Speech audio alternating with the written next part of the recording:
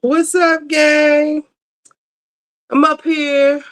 The Love Island games starts on the 16th. Are you guys going to watch? You know, I haven't gotten into Love Island, and I fear it's too late. Yeah, I just didn't even make a thumbnail or anything. I just said, "What's up?" That's the title. Hey, Lala. I'm cooking. I don't really have my setup. Uh, I could just show the camera what I'm going through right quick. Hold on. What we got going here? Because this is what I was supposed to be making last night before. Yeah, it's the second half of our double feature. What I was supposed to be doing last night. Let's see this. This is, here we go, burning my feet. This is the stewed chicken.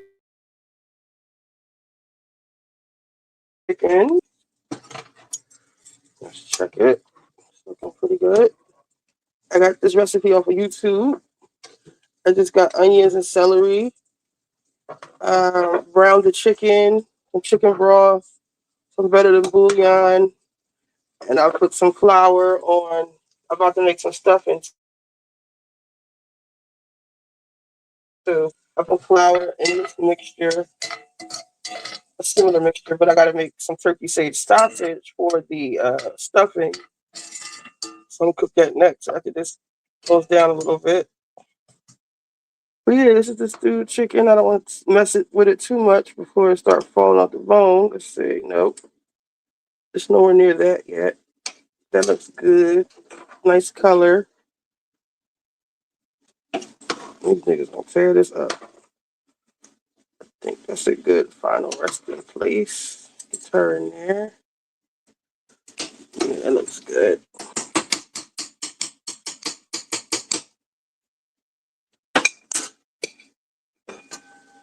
It's an old pot. A great grandmother's pot.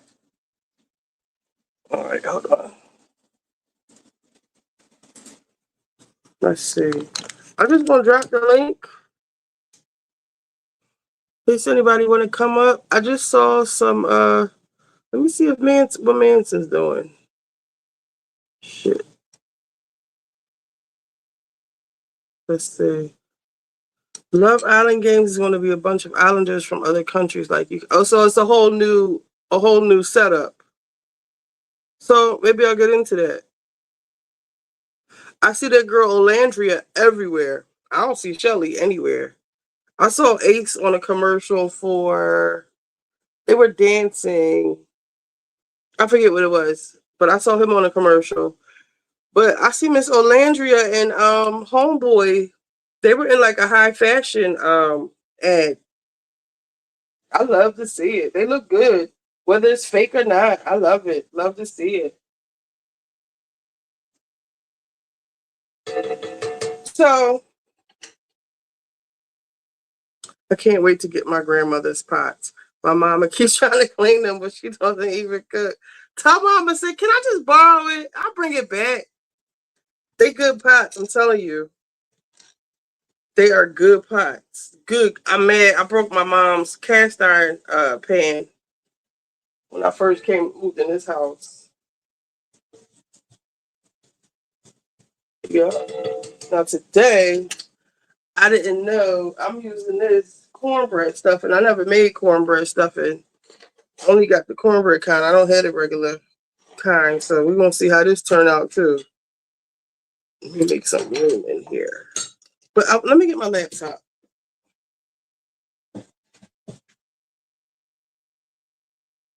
Hold on 1 second, guys.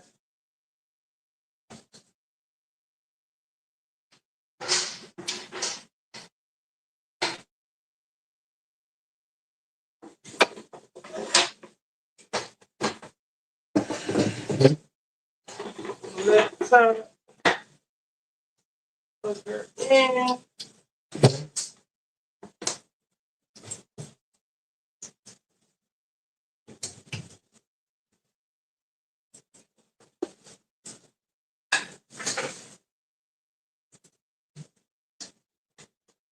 because there is a Joe Budden update tomorrow. Supposed to be a big episode. I wonder what's going to happen. Ooh.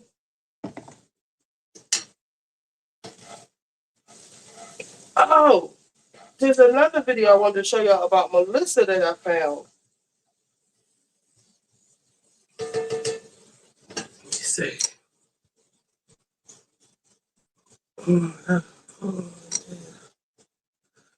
I can't. I tried to cast iron skillet and it went horribly. Wow. What did you try to cook in it? Yeah, I saw it. They said the iPhone 17 is really thin. I normally get the even number iPhones. I think I might get it.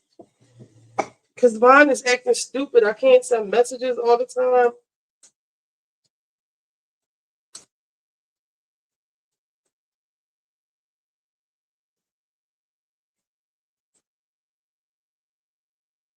Log into oopsie. Log into StreamYard.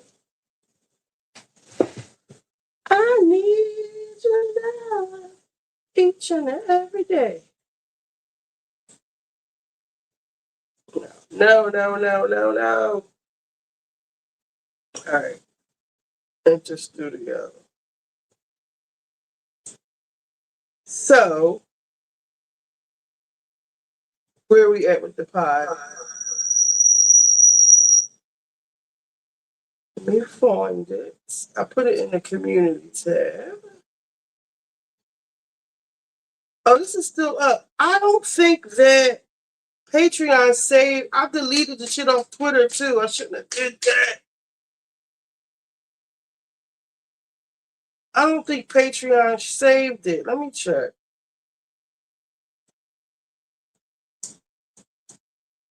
Not Patreon. What am I talking about? StreamYard. StreamYard. It says my storage is my storage. Let's see my library. No, it did not record.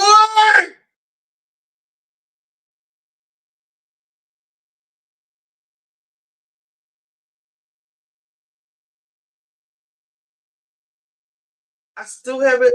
Oh, it's unavailable. That is damn. I lost the footage.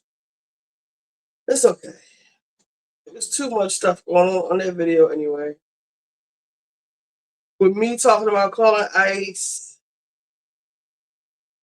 With Mika talking about she gonna kill this one and that one.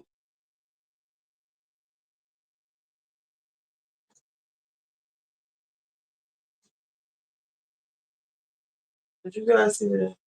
I just got the 16 in January. Maybe I'll wait for the 18.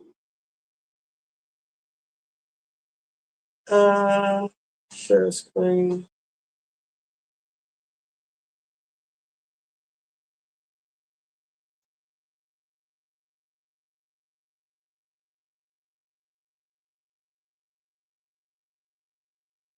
Damn, I deleted that video. With that man with that hernia. What they don't tell you about weight loss by Skinny RX. 1. The average weight loss amount is 9 pounds in the first month. 2. Same active. Smoke is quieting down. Seems like we've got to a lot of the smoke. Dub, you got smoke? What's going on, y'all? We are back with the files. This guy right here, Joe Budden shouts him out a lot. And Joe Budden goes live on Spaces, which is on Twitter a lot. And he shouts this guy out and answers a lot of his questions, which to me, if the shit he was saying was false, he wouldn't do that. All right. Now listen, this weekend we was trying to get the information from Mark, Joe, Imani, and Ian, okay? But they would not give up any information on Mel like it was top secret information. All right. Now, a lot of people have been trying to figure out if she's coming back or not, but we can't figure it out. A lot of people trying to figure out is Melissa Ford the problem in this whole thing? Now, that's a question that's been burning in my mind too, right? I've been trying to connect the dots, okay? I've been, dipping through some of her past relationships, some of her business moves, and a trail of some of the broken friendships that she's left behind. And the deeper I went, the clearer the picture became. Let's break it down, right? First off, why does it always seem like Melissa Ford doesn't have any friends? Or maybe the better question is, why do all her friendships crash and burn? From the outside looking in, Mel appears to constantly chase business friendships, partnerships, and alliances, but they almost always end badly. Is she really searching for connections, or is she attaching herself to who's hot at the moment because she doesn't have that foundation of genuine friendship? All right, I don't know. Hazel E and Mel were friends at a time. Melissa's friendship with Hazel E is one of the first files we got to pull up. Her and I were friends. She had an apartment. She was like, I can ask for a 2-bedroom. I'm good with the, management company. Cool. So we're going to do this. I'm going to try LA on for a year and see if I want to stay here. So I decided to live with her. So I maintained my own life, and part of my life didn't include her. And I started to feel like she was becoming very resentful about that. And then one day on Twitter, you and a couple of other girls, you went from 9 a.m. until midnight. Y'all tweeted the most heinous, fucked up, horrible things about me that are even difficult for me to even fucking say. Who were the girls that I did it with? Natasha? Natasha and what's that bitch's name? Denise, who was on. They're both your friends now, though, right? No. Natasha is right? No, I'm cool. I'm cool with Natasha. And the only Wait, reason. Natasha, the black girl? Yes. That married the white man? Yes. Yeah. All right. They met at a Nick Cannon Wildin' Out party back when Hazel E was in her PR bag, making things go viral. Hazel E had motion, all right? And Melissa knew it. They clicked instantly. They both, were getting to the bag at that time. But let's be honest, I think Mel got the better end of that deal. You feel me? In 2008, Mel was tired of New York City and wanted to try her hand in LA. So Hazel came through as a true friend that she is, asked her building management team to hook them up, with a 2-bedroom apartment because Mel was coming through. But here's the thing. Mel always aligns herself with who's hot or what's hot. And Hazel was hot at that time. She was lit. You feel me? Now, Hazel E admitted her wrongdoings later on. She said she sided with a girl named Eva during the beef with Mel. She even went out her way to say years later that she would sit down with Mel and rekindle the friendship and all of that, feel me? But Mel, nah. She said what Hazel E did was unforgivable and all. Like, come on, Mel, like, we got to be forgiving people. But here's the twist. Mel's friend, Natasha Ellie, did the exact same thing Hazel E did. Went online and slandered Mel's name. But Mel cut Hazel E off for life and got Natasha around. Sus. That's like a double standard. And the answer reveals a lot about who Mel keeps close. See, Natasha Ellie is more well off than Mel. She's always been. And if you pay attention, Mel tends to stick by the people who have more money, power, or influence. Natasha, all right, she had that. And at the time, she was cool with this chick named Denise, who was also, what Hazel is to Mel. And they had a feud. And when that feud broke out between Hazel and Mel, Denise and Natasha fell out too. But check what happened. Mel ended up staying cool with Natasha. Why? Because Natasha had more to offer. All right. She's an actress. She's been in films. She was on the show Chicago PD. But check this out too, right? Who was just Mel's recent boyfriend? The guy from Chicago PD. Y'all don't see the pattern? It's almost like Natasha is Mel plug. You know what I'm saying? For the dudes, maybe for the shows, for the movies, for the little low budget joints. Y'all know who he talking about? The dude, y'all watch Chicago PD? The black dude on Chicago PD. And they was making a joke about it one time. They never said his name, but I kind of figured it out. Because they said Chicago Fire. I was checking out the Tyler Perry tea. Or with the guy with his interview, we can watch that next. But I don't see it for him. I don't. I think he's full of shit. The guy from Chicago PD, yes. Well, I don't know if they still go together, but they go together. Mel is doing, who knows? Mel keeps the person around her who can elevate her. Even if that same person did the exact same thing she cut somebody else off for. All right. It's survival tactics, but it's also opportunism. All right. And this is where it gets deeper. On the Joe Budden podcast, Mel admitted before she doesn't have a relationship like that with her sister. Okay. She says, they talk on the phone here and there and all of that, but it's not like that. It's not that strong. So what is she going to do? She goes out and goes to try to find sisterhood in every other woman in the industry. That's not right. That's not good. That's not copacetic. All right. And it's always blowing up in your face. The Lord ain't going to bless you for that. The Lord ain't going to bless you for that. You got Hazel Lee, Blue Toulousma, Takara, S. White, Eva, Geneva Thomas, Demetria Lucas. Like the list of women that Mel fell out with goes on. All right. And makes you think, is this about them or is this about a void that Mel's trying to fill at home? Like maybe the therapy ain't working. Maybe it ain't working, sis. It ain't. All right. Some people have family at home, but seek what they have at home outside. I hope that ain't the case for Mel. Hope that ain't the case for you, Shorty. I really don't. Now, Demetria Lucas, the real friend who turned stranger. This one surprised me. Y'all remember Demetria from Love, Sweat, and Heels? Yes, Atwater is fine. He's kind of a cornball if you look on his Twitter. Hey, Jug. The orange. Yes, the orange. I might have to get that. Now, what does this say? This is from Demetria. Melissa Ford is my friend. I met her a long time before we were on the TV show together. We have been each other in some of our lowest and highest points. We have celebrated and we have mourned and we have purged. I love her. I was horrified by the news of her accident and injuries and to see the wreckage of her truck. I learned about her accident on the internet earlier today. A friend DM'd me a pic of her mangled vehicle. She thought I knew. I immediately contacted a mutual friend in LA. Thankfully, that friend had seen her and could update me. Mel is a survivor. She's stable.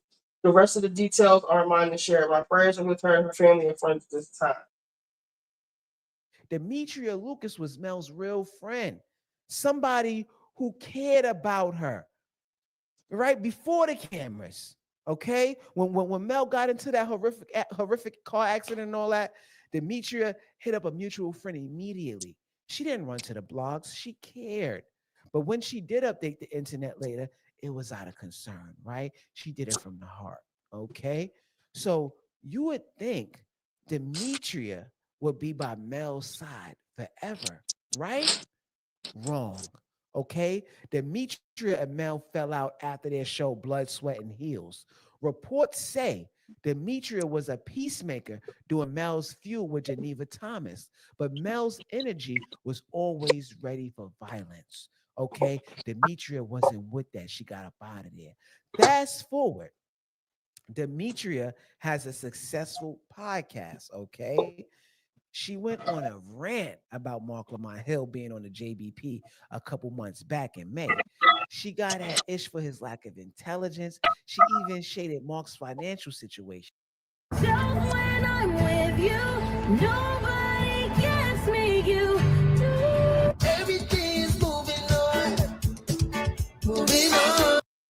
and old boy Ish, is that his name?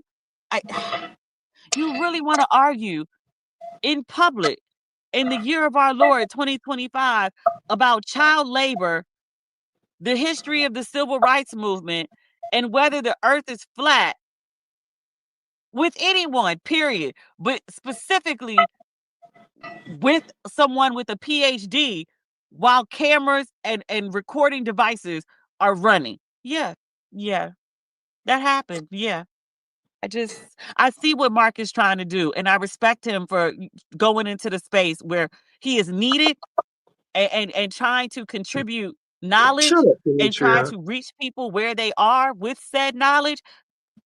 Bruh, I fear that he's going to run into the Jay-Z, no, conundrum is not the right word, but philosophy maybe when you argue with fools, people from a distance can't tell who is who. Once I spoke with a mutual friend, I was like, I see where he's trying to go here, but abort mission. Do you hear the frustration in my voice? This is just me watching clips and all that. But the part that stood out most to me was that she never even once mentioned Mel's name until she admitted she was avoiding it on purpose for professional reasons. To expand. I don't know that these men that he's sitting in the room with have that capacity. I specifically men, because what I'm speaking about doesn't apply to the woman in the room. As a professional courtesy, I keep her name out my mouth. No beef, just something I choose to do. The clips that I seen of him. And that's okay. That means there was smoke there. When people say there was no beef, there was beef. Okay. And I also had to wonder, she was Mel's old friend. You know, girls talk. You know, does Demetria have the dating info about Mark and Mel? On her part, she kept saying, man, good things about Mark, and how she knows this about Mark, yada, yada, yada, yada, yada. I just couldn't help but wonder. Now, let's zoom in on how this can trickle down to the Joe Budden podcast, right? Mel runs the same playbook here, okay, that she did with Jason Lee. Remember, she admitted Jason used to that she admitted, remember, she admitted Jason used to line her up with guests in a dating type way on Hollywood Unlocked, trying to make her, you trying to make everything about her. You feel what I'm saying? And she ain't really like it, but she tolerated it. And on the JVP, it's the same thing, maybe worse. Every dude that comes up there to run and joke is always about Mel flirting or men flirting with her. All right. She verbally said she had a problem when Jason Lee did it. But with Joe, she just sits through it. Why? Why? Because the spotlight is too hard to walk away from it, it seems, even if it chips away at her dignity. And now Mel hasn't been on a pod like that, okay? And everybody's doing these think pieces about her. She hates this type of stuff. She hated when Blue Taluzma, you know, got more love than her in the comments. And people comments online saying she This shouldn't come audio is back to so the low. JBP. It's almost the same thing. She doesn't like this. That's why the JBP hasn't played into it online, because they don't want to hurt her feelings. And, you know, they want her to come back. Or if she go, it got to just be on her own, not about them dog piling on her while she wasn't even there. You feel me? So the $1 million question is, will Mel come back to the JBP, or will this backlash keep her away? Think about it. Every friend she's had in the industry, Hazel, Blue, Eva, Takara, Geneva, Demetria, out of here, gone. The only ones who stick are the ones with the money, access, and power. Is Melissa Ford the problem, or is she just a woman searching for sisterhood in all the wrong places? I could barely hear this nigga. Looking for sisterhood in all the wrong places. Been around, seen a lot of pretty faces. Woo! Come on, y'all. Don't crucify me for my singing. I ain't an R&B, but that was hard though. That was hard bars. All right. But now I got some questions for y'all, right? Do you think Melissa Ford's pattern of aligning with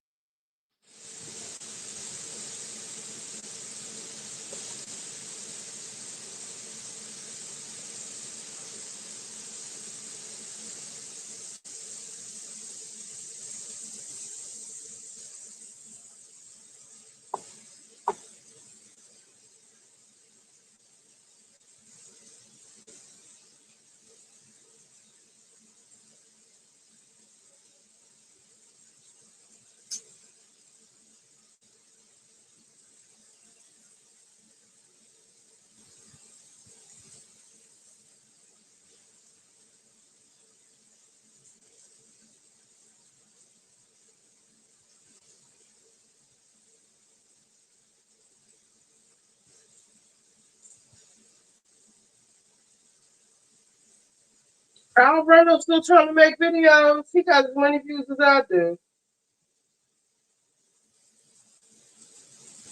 Wait, I gotta look on my phone.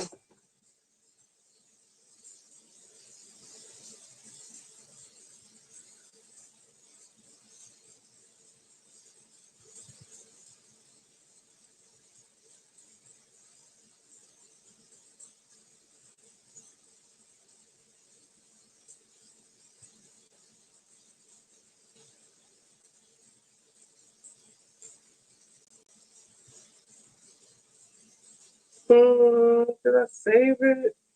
Let's see. Playlist. Watch later.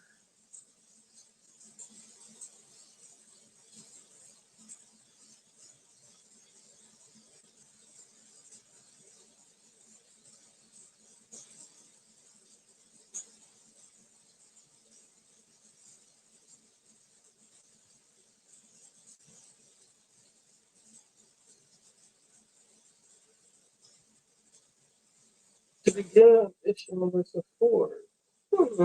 Let's see.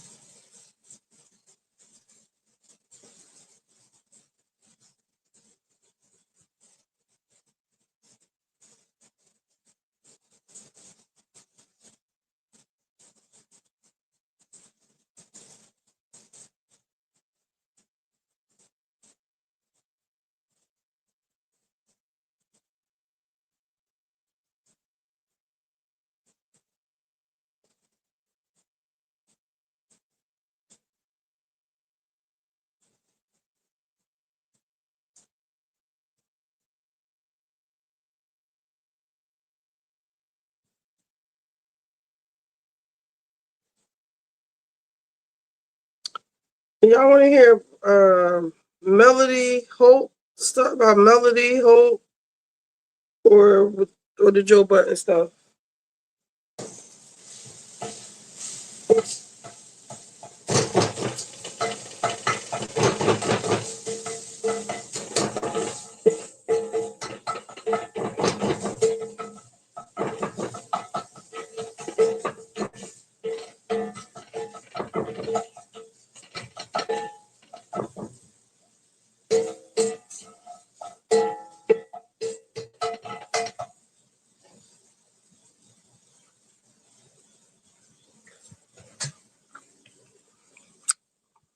Nay, nay.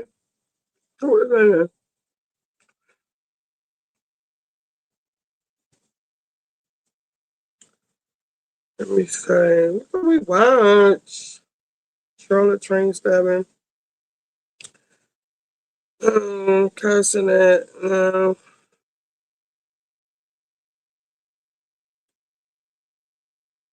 Yeah, I did not watch. Wait, I was going to play something.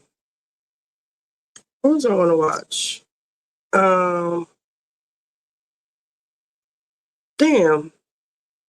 What didn't I see? I didn't see Miami last week. That's not what I wanted to play. What did I want to play? I forget. I'm keeping my 16p. I just got it over a year ago. I'm so good on having vinyl black though. Yeah, like it seems like all the phones are the same thing, but the new phone looks like completely new. Like previously, like the phones, they all even still look the same, except for the cameras are a little. You might have an extra lens, or they take one away. There's no real innovation.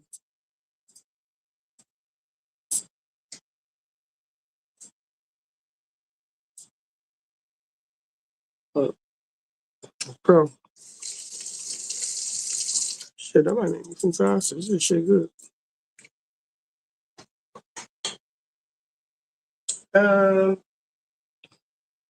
Let me find us something to watch while I make this stuffing.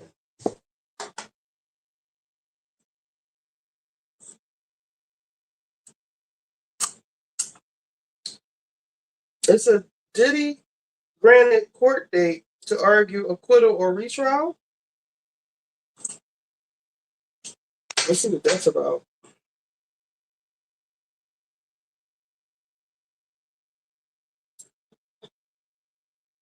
guess which student has a better chance of getting into an Ivy League school? First, take a look at Zach. He's valedictorian, National Merit Scholar, and he's president of the debate. He's got a 4.4 weighted GPA and a near perfect score on the SAT. Most people would think if anyone could get into an Ivy League school, it'd be Zach.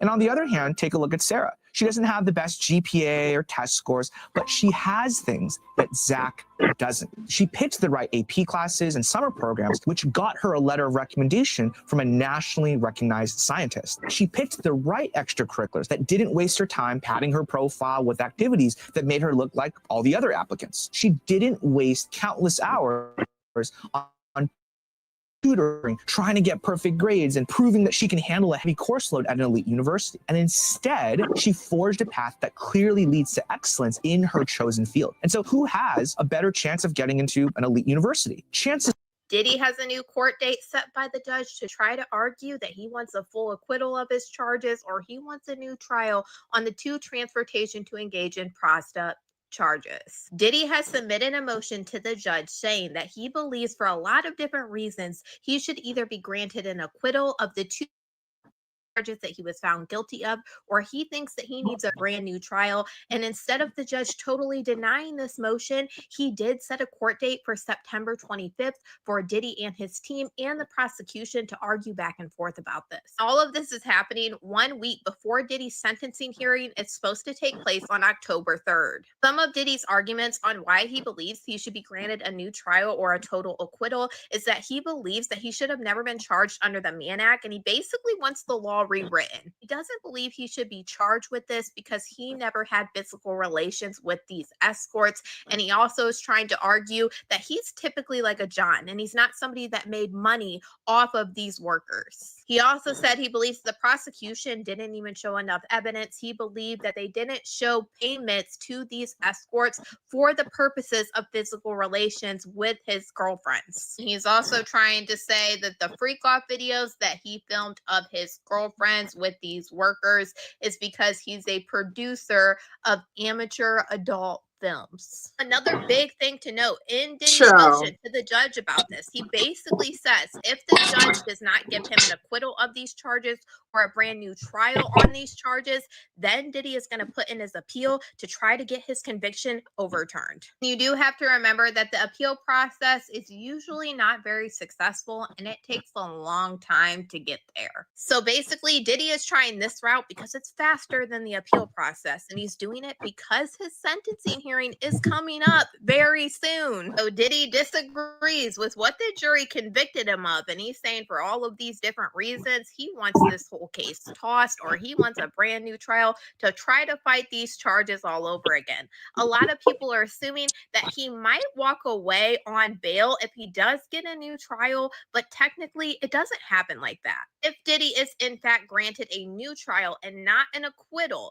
he would have to resubmit a bail package to try to get released on bail. If the judge does decide that Diddy should be given an acquittal on these charges, then yes, Diddy would walk straight out of jail that day. But you guys already know I will be covering this court date on September 25th for this ask for an acquittal or a new trial. And if it doesn't make it that far and he ends up getting denied, I will also be covering the sentencing hearing that happens on October 3rd. We also have an update about the Anna Kane lawsuit filed against Diddy, Harvey Pierre, and a third unknown assailant. She was one of the first people to file a lawsuit after Cassie Ventura filed her lawsuit against Diddy, and she is the woman that claimed at 17 years old she was flown out to Diddy's recording studio, Daddy's house. She included multiple pictures in this lawsuit, one of her on Diddy's lap, and multiple pictures of her inside Daddy's house recording studio. She claimed that she was essayed by Diddy, Harvey Pierre, and a third unknown assailant in Daddy's house studios. Judge presiding over this case just determined that some discovery can move forward in this case after Diddy has been arguing,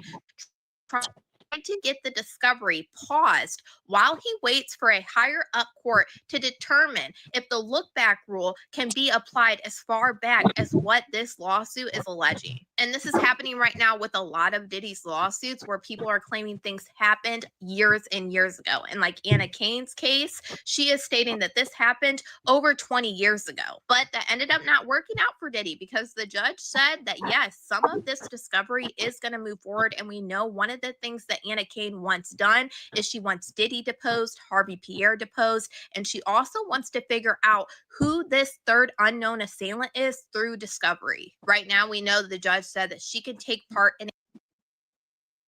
To start a podcast with Riverside, all you need is a concept and a way to record it. Here's how. Learned some from Mandy recently. What you learned from Mandy? Mandy's really knowledgeable in the media space. The book is on the New York Times bestseller list. Mandy is one of Melissa's ops. She told me some about, I was the book process. Yeah. Actually, I wanna kind of switch this up. I've been kicking Melissa's back in a lot. Let's watch. You better. Yeah. It says dogpiling on Mel, and this is what she runs away with. She cries on that. Logs was you was like eating cereal for dinner is for. That's what I said. He's going to say that's what they're for. Okay, but I didn't. That was what I said. You never said nothing. That was what I was saying. But that's not what you said. What you said was eating cereal for dinner is for the poor. That is not what I said. I said and then I heard Mel say that. Raise your hand. To say that. You guys hear what you want. But you guys hear what you want. But then I said, dogpiling, not too much on Mel. When's that break? What the? Yeah, we started early. Yeah, when do you leave again? Next Friday, you said.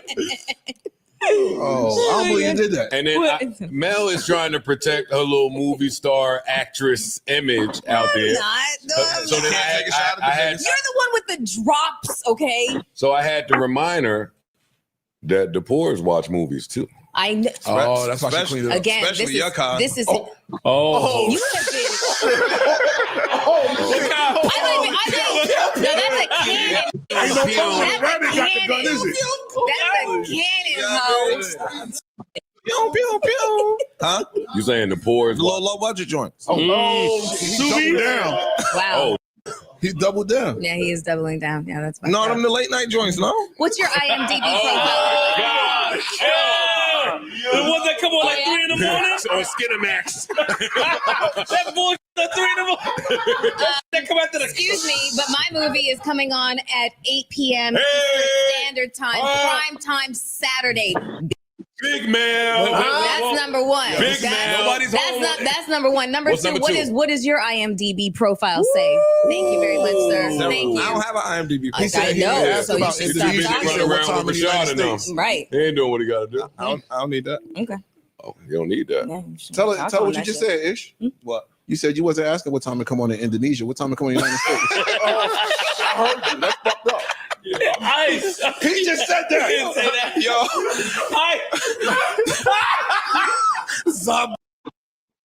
This is what is the Tyler Perry thing.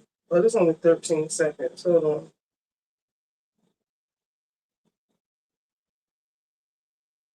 Longer interview. 13 seconds. As well, and started rubbing. I got into bed and then I noticed that he climbed into bed with me as well and started rubbing my leg. And I jumped up out of bed. Unless someone's been through something where they have their control over their bodies taken away, you don't really understand the kind of feelings that you get in that moment. I got into bed and I noticed that he climbed into bed with me as well and started rubbing my leg. And I jumped up out of bed. Unless someone's been through something where they have their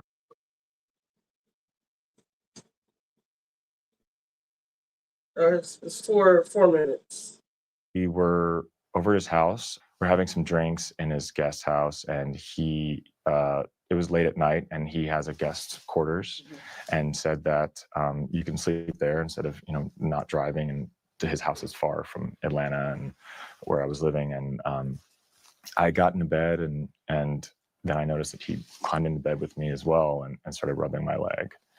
And I jumped up out of bed and he has said, turn around so I can look at you and just commented on how I looked. And then he got up and left. So I thought after that instance, it was pretty clear that I was not interested in that type of a relationship. It was very, very strange. I mean, I think it's okay that people try to make a move or shoot their shot, but if they get rejected, I think that they should stop. And so I thought it would stop after that, and it didn't. At the end of the second season, Dale gets shot in the chest 4 times.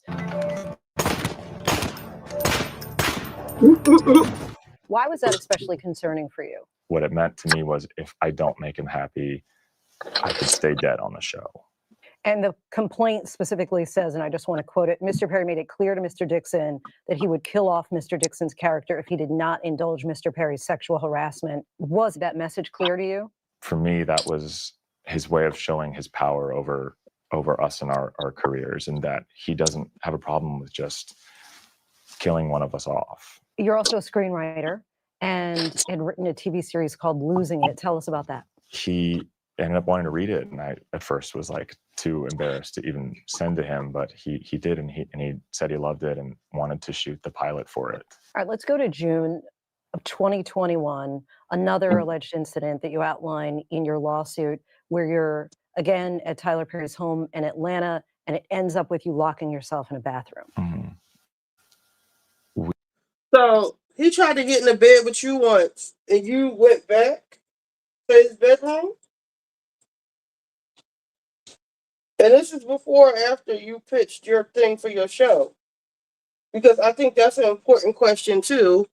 You were trying to get your own show made too. So is this why you keep coming back? We started out having drinks in the living room like we, have done before. And it got to a point in the night where, we were both kind of feeling drunk. And I remember we were walking back to the guest area where I've stayed before. And there was this health monitor scale on the way. And I was like, what is that? And he said, well, you have to be in your underwear to measure, whatever. So you should do it. He reached down and pulled my underwear down and grabbed my ass. And I, tried to stop him and pull back my underwear up. And he kind of grabbed my arms and said, no, it's okay. Just go with it. And I said, stop. I don't want to be naked. I don't want this. And he was just like, no, I'm not going to hurt you. And just continued. And in that moment, unless someone's been through something where they have their control over their bodies taken away, you don't really understand the kind of feelings that you get in that moment. It was almost like every thought came through my head: to run, to fight, to freeze. I didn't know what to do. He says he de-escalated and distracted Perry and eventually locked himself alone in the guest house bathroom. The day after that, he called several times, and I ended up getting afraid of what was going on the other side. So I picked up, and that's when he said, he was sorry for what happened. He doesn't know why he did that, and that maybe he was self-sabotaging or something. And in the same call, he said, and don't worry, we're going to do your show. In the lawsuit, you describe this as a calculated pursuit of you by Tyler Perry. There are also several times where he says to you, you have to make your no stronger. Mm-hmm. How did you respond to this, as it's described, calculated pursuit of you by Tyler Perry? To me, that's just so insulting. And I reiterated, I said stop. I said it. I don't think that people ever get past something like that happening to them. Dixon tells us he last spoke to Perry in the spring of 2024 and left the show in September of that year. What ultimately became of your pilot, Losing It? Yeah, it hasn't gone anywhere. He still owns the rights to it. So I can't now go and sell it.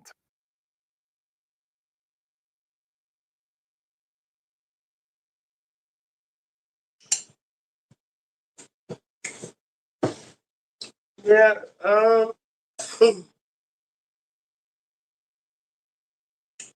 think that's the longest one, the longest clip.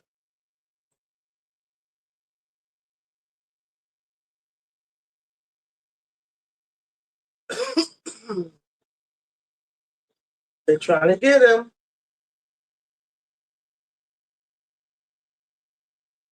Every Ariana Grande is so fake.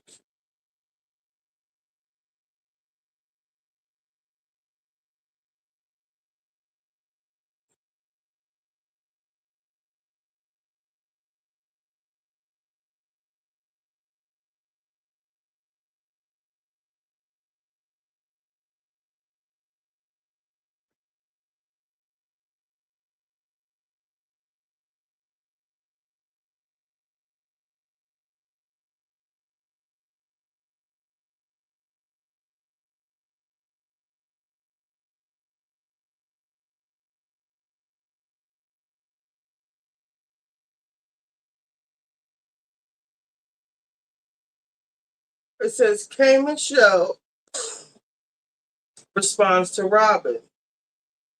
What did Robin say? Well, K Michelle said, why be so worried about me and my overly educated and successful self and what I might be doing? Robin, you ran out of a job long time ago. You would love to be recycled, you little couch potato, just yapping. You should have ran through that hotel lobby where your husband was lady. You should have ran through that hotel lobby where your husband was lady. Giselle, you look beautiful. Leave me alone and let me go yodel in peace. This is why she don't need to be on the show. Let me see. K Michelle Robin. K Michelle responds to Robin Dixon comments. Speaking of Atlanta, yes, I love Atlanta. Ish. I think Atlanta has run out of people. No. What do you mean run out of people? So apparently, Real Housewives of Atlanta has K Michelle from Love and Hip Hop on their show. Okay, you had to clarify that though. Okay, but we're gonna speak to that. But go ahead. And Married to Allegedly. Medicine has Angel from Basketball Wives on their show. Atlanta has run out of people. Angel They from are- Basketball She was a nurse.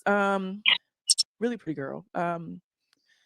Who is she? Who was the basketball wife she was married to? Are any of them ever married to a What we're basketball dealing with. player? I don't know. I just know that she was on Basketball Wives like a number of seasons ago. Okay. And it might have been like the LA version. Is Married to Medicine supposedly, allegedly filming now? Are they filming now? I guess so. I saw a picture of her filming a confessional for Married to Medicine. Oh wow. Yeah. Okay. So we So- renting and recycling?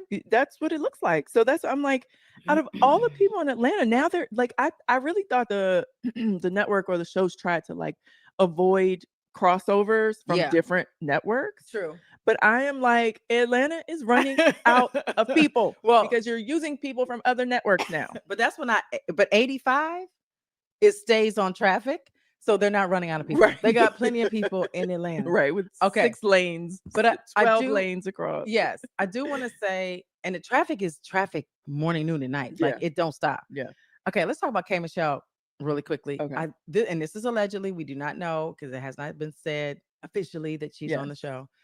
I'm not mad at it. I feel like at first I was like, what? K Yeah. Michelle, that's weird. But out of the love and hip hop, because I'm a love and hip hop girl. Right. So out of the love and hip hop world, there are very few people that I feel like have left that behind them and have gone on to do so many other things that it really wasn't a factor. But Right. she was already somebody before Love and Hip Hop. She was already who she was before Love and Hip Hop. Is that a question? No, I'm telling you. Oh, you're telling me. Yeah. Okay. Okay. So I think those Giselle those looks people good. can come and go. Okay. And then you have people, Cardi B is one who was pretty much created on Love and Hip Hop. Yes, and totally. then now she's somebody else. But I think King Michelle already had her career. That's what I'm saying. So her being a housewife, she's married now. Her being a housewife, I'm not mad at it. So you're saying Love and Hip Hop doesn't define her? Exactly. That's what I was trying to say. Okay. So I'm actually here for it. Okay. For K Michelle. Okay. If that is happening allegedly. But I hear what you're saying. Yeah. Yeah. Okay. No, it just like when I saw that, and then it was K Michelle. I was like, okay, that's interesting. And then it was when I saw this other girl, Angel, was filming Married to Medicine. I'm like, okay, what is going on? They have They ran out of people. Out of people. Okay. And I didn't think it was possible, but they Right. did. Giselle. So K Michelle, why you sort of men overeducated? Why am I be doing Robin? You ran out of a job a long time ago. You would be recycled through a rent couch potato, just yapping. You should have ran through that hotel where your husband was, lady. Giselle, you look beautiful. Leave me alone and let me go your own piece. I'm around here selling out shows and you selling baseball hats, but you worried about me and what I might be doing. K Michelle, you didn't have to say anything. You're new here. You don't even go here. They might not even play your footage. Like, be quiet.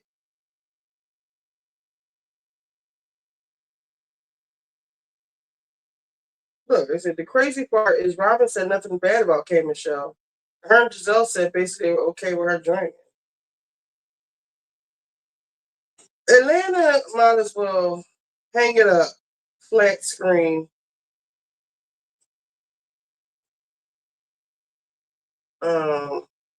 Yeah.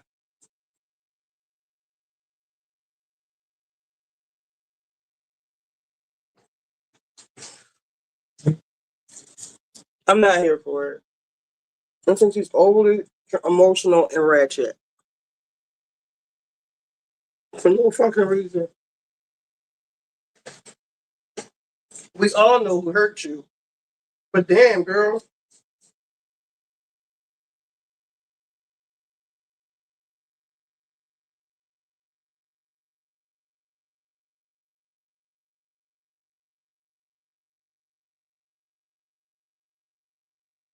Exactly, Korean girl.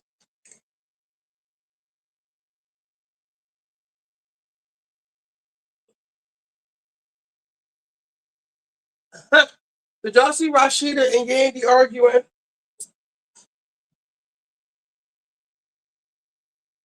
I don't like Yandy, and I don't watch Love and Hip Hop, but a lot of people was on Yandy's side.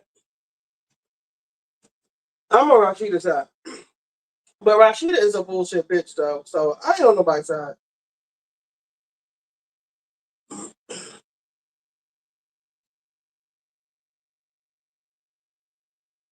Y'all watch Love and Hip Hop? You better get out of here. Get out of here. I fed you. You didn't eat it when the possum came up here. I'm not giving you nothing else. You can cry as much as you want. Yeah. Yup. Yup. You can cry as much as you want. I fed you twice and you didn't eat it. Uh-huh. What was I looking at? They might flag me if I play that Love and Hip Hop. Girl.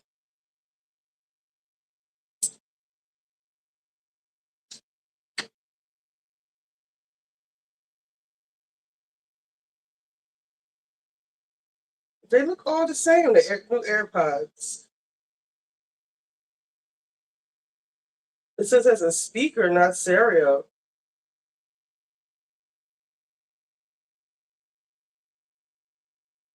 What does that mean?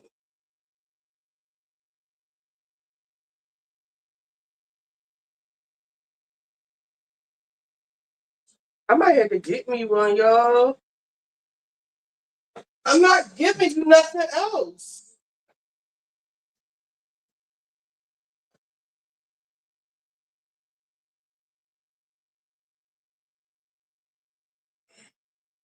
Not my cat here. Yeah. I fed her when I came in here, and she did not eat her food. And the fucking possum came up here. Last night it was a raccoon trying to get her food. I feed her and she won't eat it because she wants the soft food. And she's not going to dictate to me what I feed her.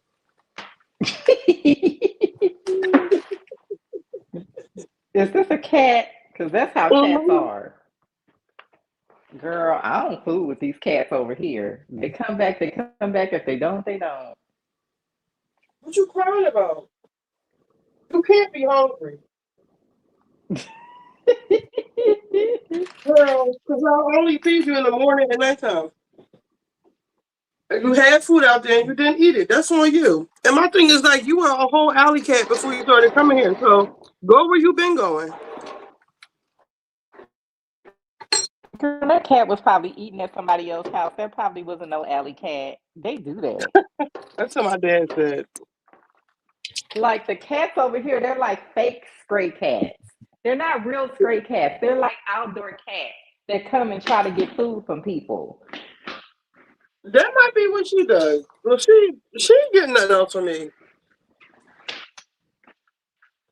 You know, when my dog was a puppy, this cat tried to hem her up on the porch. And so ever since then, she hates cats. Like she cannot stand them. So it's a mess. Right. That's why I love Cardi B. I do like Rashida too. I saw them arguing. Let me see if I can play the argument. They'll just cut it out. And I was kind of on Rashida's side. People was caping for K Michelle, but I see not K Michelle. See, they're the same person. Yandy, this is payback for what you did to Chrissy and Jimmy. Number one. Number two, she just doing too much hooping and hollering and deflecting. Oh, and Yandy, when did you get so tough? Because I remember when Chrissy wanted to fight you and you wasn't here for it.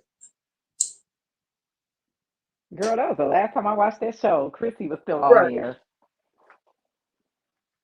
That was years ago. All of my space and has its own pillow. Oh, they said if you wasn't ready for Yandy, then they said if you wasn't ready for Yandy, there would be no living fuck. That's a motherfucking lie. Yandy was the help, okay? The help. Love and Hip Hop season 1. Love and Hip Hop New York. It was Kim Bella. No, it wasn't even Kim Bella. It was Chrissy, Emily, Tiara Marie came later. Who else was it? Olivia and that girl Samaya. Olivia was on there. She didn't do a lot though. But still, that was the original cast. Yandy was on there as Jim's manager who crossed the line, who was doing too much. She didn't become a part of the cast until Chrissy and them left. And to me, that's when the show went down, when the help became the talent. She did no monorail for anyone. Yes, she was working. I'm not trying to be. She was Missy Elliott's manager. That's how she knew Mona. And Jim Jones couldn't make it to a Jim Jones' whole idea for Love and Hip Hop, and he couldn't make it to the meeting. Which Jim, that's your fault. Yandy went in his place, and him and Mona basically stole the idea from him, and he didn't get his proper things from the show or whatever. And that's why Jay-Z signed him to Rock Nation, because he was on a Breakfast Club crying about all the shit that he's endured or whatever, how he always hold everything down and everybody down and blah, blah, blah, blah. So I don't like Yandy. Samaya. Oh, that was about to be my question. Like, who the hell is Yandy? Where did she come from? Because I don't watch the show. She was Jimmy's manager. Okay, because a lot of these people on this show, they ain't no damn body. That's one reason why I could never get into this show. They might have one or two people that I heard of, and the rest of these people, I'm like, where the hell did they come from? Please, Love and Hip Hop would be so much better if Mona didn't let Yandy, and Mona wound up snaking Yandy. Because where is the hip hop of it all? I was gonna say she's not even an artist. Why is she on this show? Ratchet ass bullshit. When they took the hip hop out of Love and Hip Hop, I was over it. And the first minute I laid eyes on Jocelyn, I knew she was gonna be a star. The way she was switching her ass up in that studio and talking to Stevie and yes, who is this hoe? Jocelyn and Stevie was giving up hip hop, and you had Scrappy, Benzino. I don't know how Yandy got in Atlanta, but okay. Let me find this fight or this argument.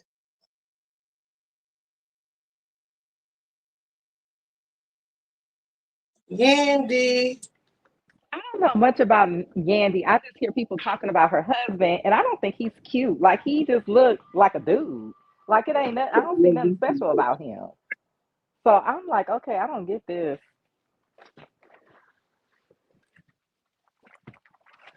Yeah. Yandy. Please.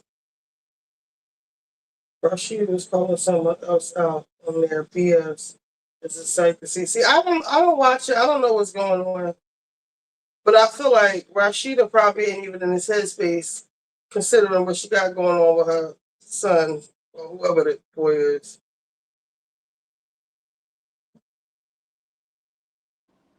Well, you know, they never issued a warrant for him. So I'm thinking maybe in that state, he's not going to get arrested. Oh no, guys, look at this. Tammy, Love and Hip Hop album, Atlanta alum Tammy Rivera joins Atlanta, Real Housewives of Atlanta for season 17. I don't know if this is true or not. Oh, a guest spot. What is this? Andy, are you okay?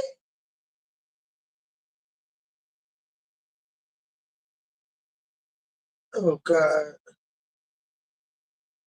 Hey. Hey, boo. I don't even like light skins.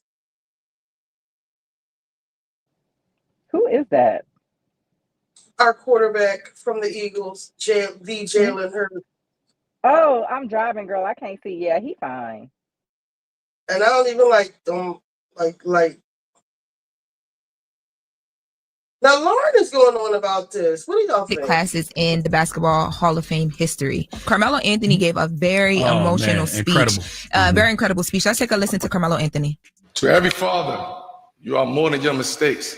You are more than what this world has to reduce you to. Being present, being real, being vulnerable, that's strength. I didn't just want to be a basketball player. I wanted to be a model of redemption, of accountability, of love.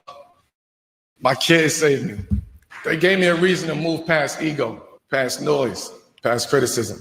They reminded me that legacy isn't what you leave behind, it's what you lift up. To Mama Love, to my mother, Mary Anthony. You taught me that love is action, that sacrifice is quiet, that faith is louder than fear. My mother was the first one to show me what sacrifice looks like. No spotlight, no praise, just love in its purest form. You are my hero. That's dope. Yeah. Carmelo Anthony's speech was incredible. I want to for Carmelo Anthony. The thing I liked about Carmelo's speech, especially, he talked about everyone, father who passed away when he was 2, everybody who helped him along his journey, who inspired him.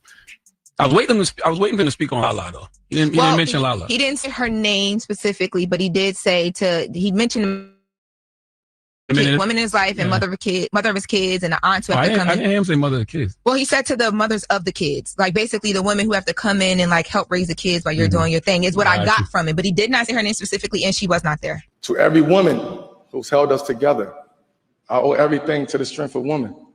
To the women who raised us, who loved us through our mistakes, who believed in us before the world saw our potential. I stand here because of you.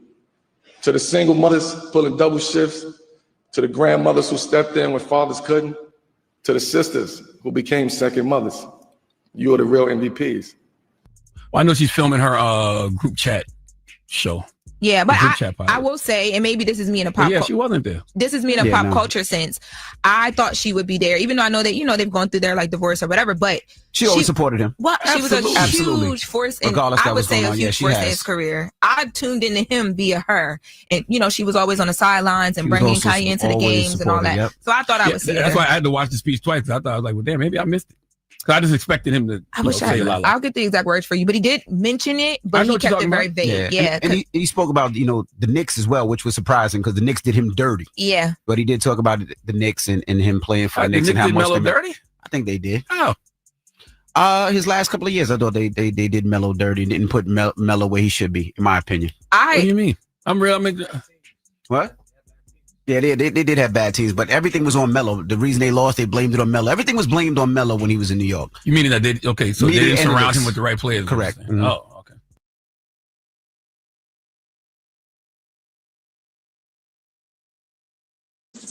What do you think, Callie? I'm not about to get up and thank my ex for a goddamn thing. So I don't know what in the hell is wrong with people.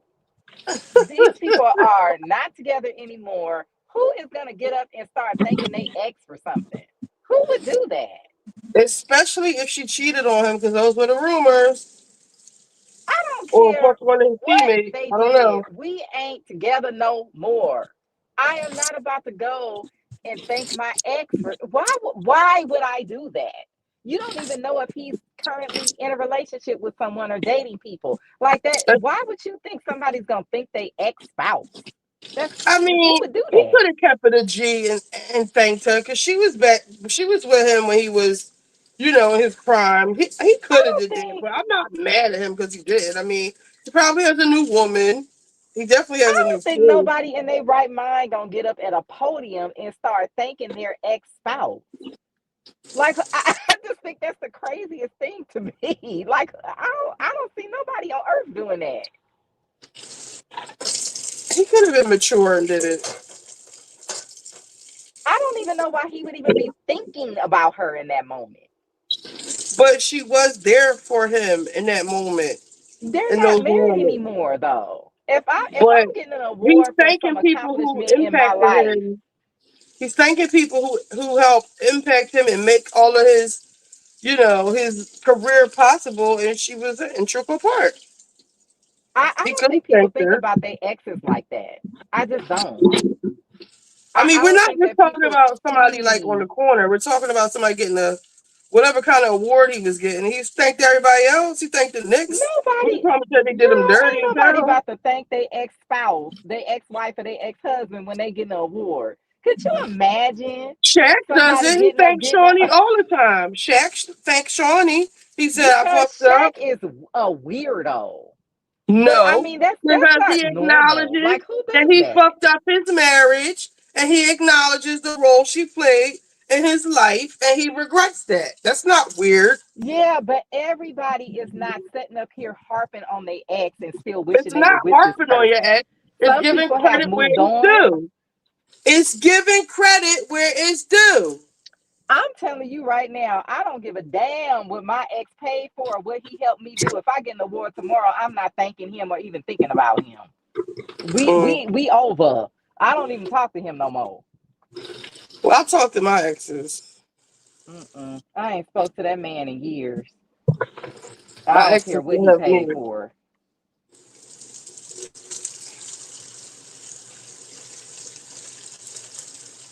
Hold up, I'm washing this little dish. Did I turn the stove off? Oh, shit, I still got the stove on. Oh, I'm still cooking the chicken. What's that?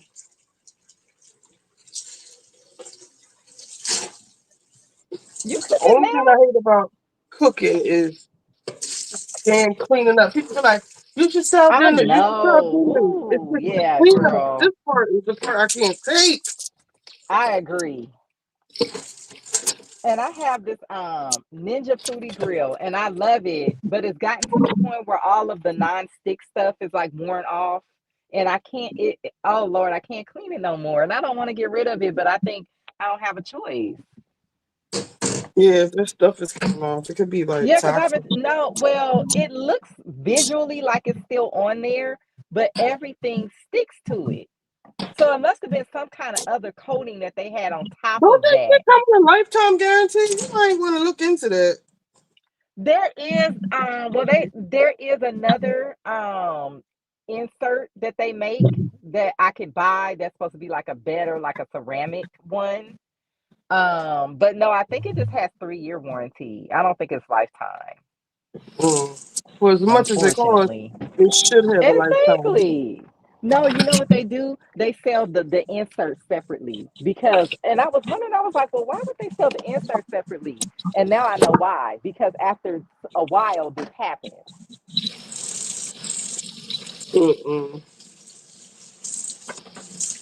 Yeah, I've been soaking that thing for 2 days. I put degreaser, everything on it. It will not come off. And I didn't burn anything. I was just cooking on it just regular.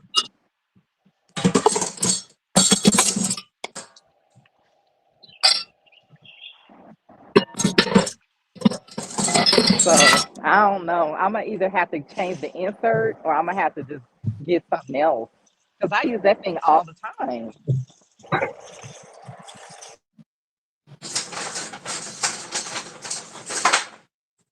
Hold on, here I come. Here I come. Here I come. Here I come. I need to eat some vegetables. Let's see, the Joe Button pie is out for tomorrow, but it's on Patreon. I'm gonna have to break down and get.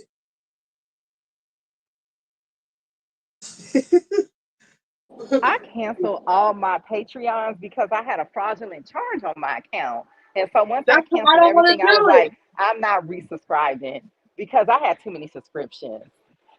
I didn't want to do it. They kept charging me, trying to charge me for the Joe Button one that I canceled. Yeah, I stopped. I don't think I'm messing with Patreon anymore because nobody No, else they has don't let ever you done that cancel to me. shit. When I Yeah. cancel stuff, I literally have to take my credit card out or put a bullshit credit card, like my Cash App credit card, on there because they still try to charge you. StreamYard is the same thing. Yeah, and see, I never had that problem with nobody else, so I think I might be done fooling with Patreon because I was spending too much money on that stuff anyway. Yeah, It but considering how much I talk okay about the Joe when Button people was pie, I think I'm gonna break down and get it because I talk about it a lot, and I but need you to see know, it was okay when Patreon people were. episodes that all this stuff is happening on. So I might have to break down and get it. I'm bound to buy it now because the new episode Well, just you came know, it's out. okay. Back in the day, people was charging $2 and $3. People start charging $5, $10, and $12. That adds up.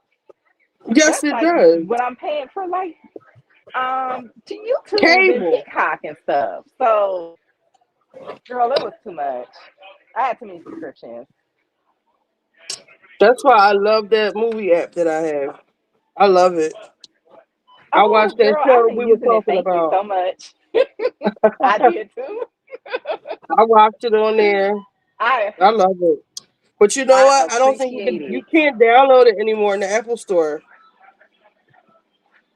You So if you know, have it, thank yourself. Thank God if yeah, you they do have it probably because got kicked they off the caught up Apple with Store or them. something. I'm gonna try to keep it as long as I can. Yeah, don't delete it off your phone. As long as it's on your phone, you can use it. But it won't even let me bring up the menu to share with anybody. Now I can bring up the menu on my Android, but I can't even share it with anybody. So I think you can still download it to Android. I was able to download it to my computer too. I actually watch it on my computer.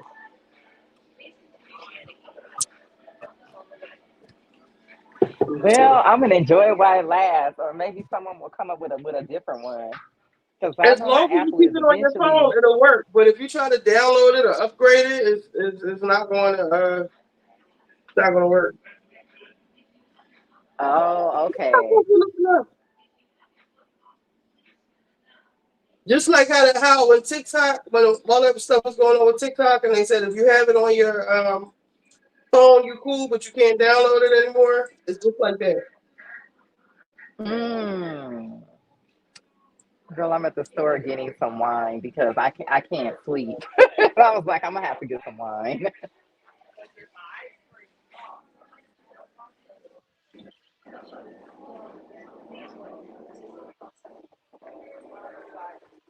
Yeah, it's a winery here called San Antonio, and they make like semi-sweet wines. Because I don't like wine; it's like super duper sweet. Three kids? I thought he only had one. Oh, twins. Wow. Oh yeah, it was a set of twins. You guys are right. See, I don't follow them like that, but I I be remember missing now. the boys live now. He come on so early. I don't even be seeing the notification. But you know, I think a lot of these women, they be with these men and they know these men are cheating and got other women and they just think they can deal with it. But that's all the more reason for him to thank her. If he had 3 fucking kids on her and she still stayed for the Yeah, but they're not majority. together now. But he was a part, she was a part of his ascent into, what is it, the Basketball Hall of Fame? What is it? He just got, whatever he just got. I don't think most people care about their exes like that. Like the average person, I really don't. I don't even think they He's even think not the average about like person. He's very petty and mature. He should have thanked her. Now, the more I think of it,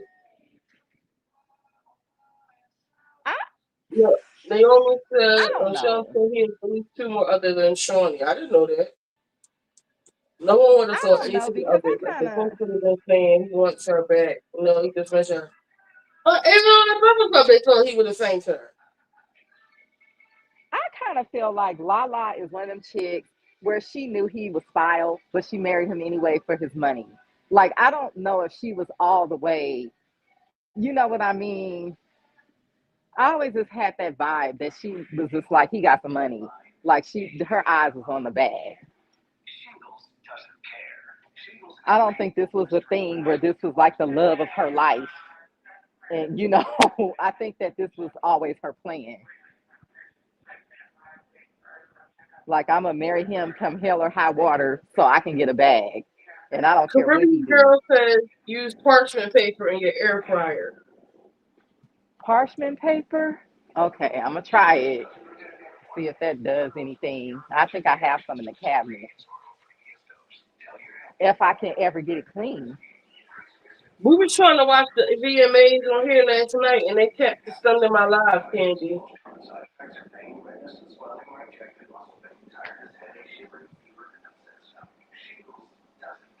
You're welcome. Candy, and this movie too was well. Okay. Yeah. I don't know if Twitch is as strict as YouTube. I'm not sure. They could be worse. They could not be as strict. I remember the little girl. I don't remember the twins.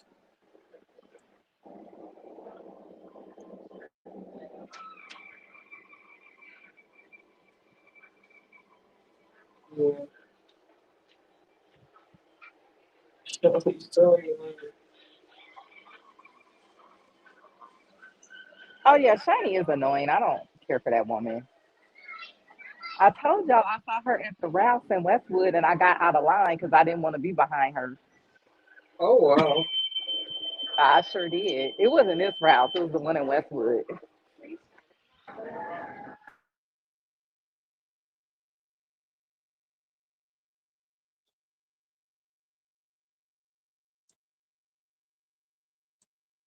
Mm-hmm.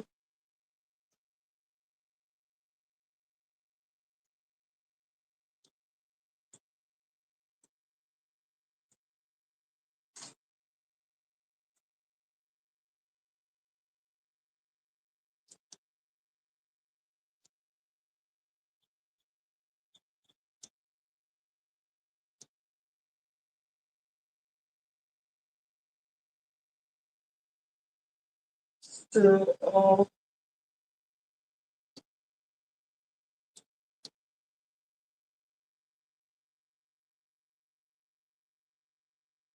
I'm trying to find something for us to get into.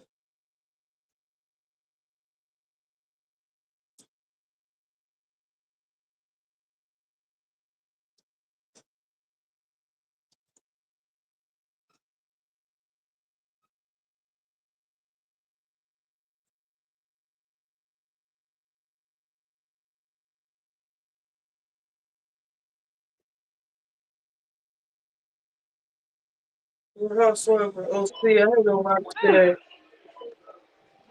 I'm back. I was talking to my friend works here, so I was talking to her.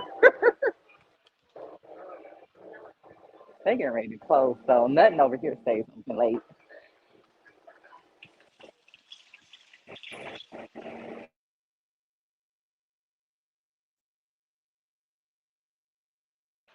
You know, I can't decide if I'm like hot or cold. When I left my house, I felt like it was cold. I put a sweater on and everything. Now I feel like it's humid out here.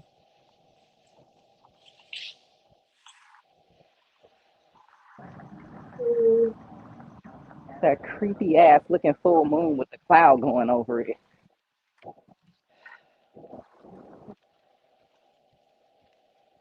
Oh Lord. Yeah, but that show, I'm glad you guys did a review on that show. That show was crazy. That documentary. Yeah. I couldn't, you know, my friend told me about it. She told me to watch it. I started watching. I was like, wait a minute. Is this for real?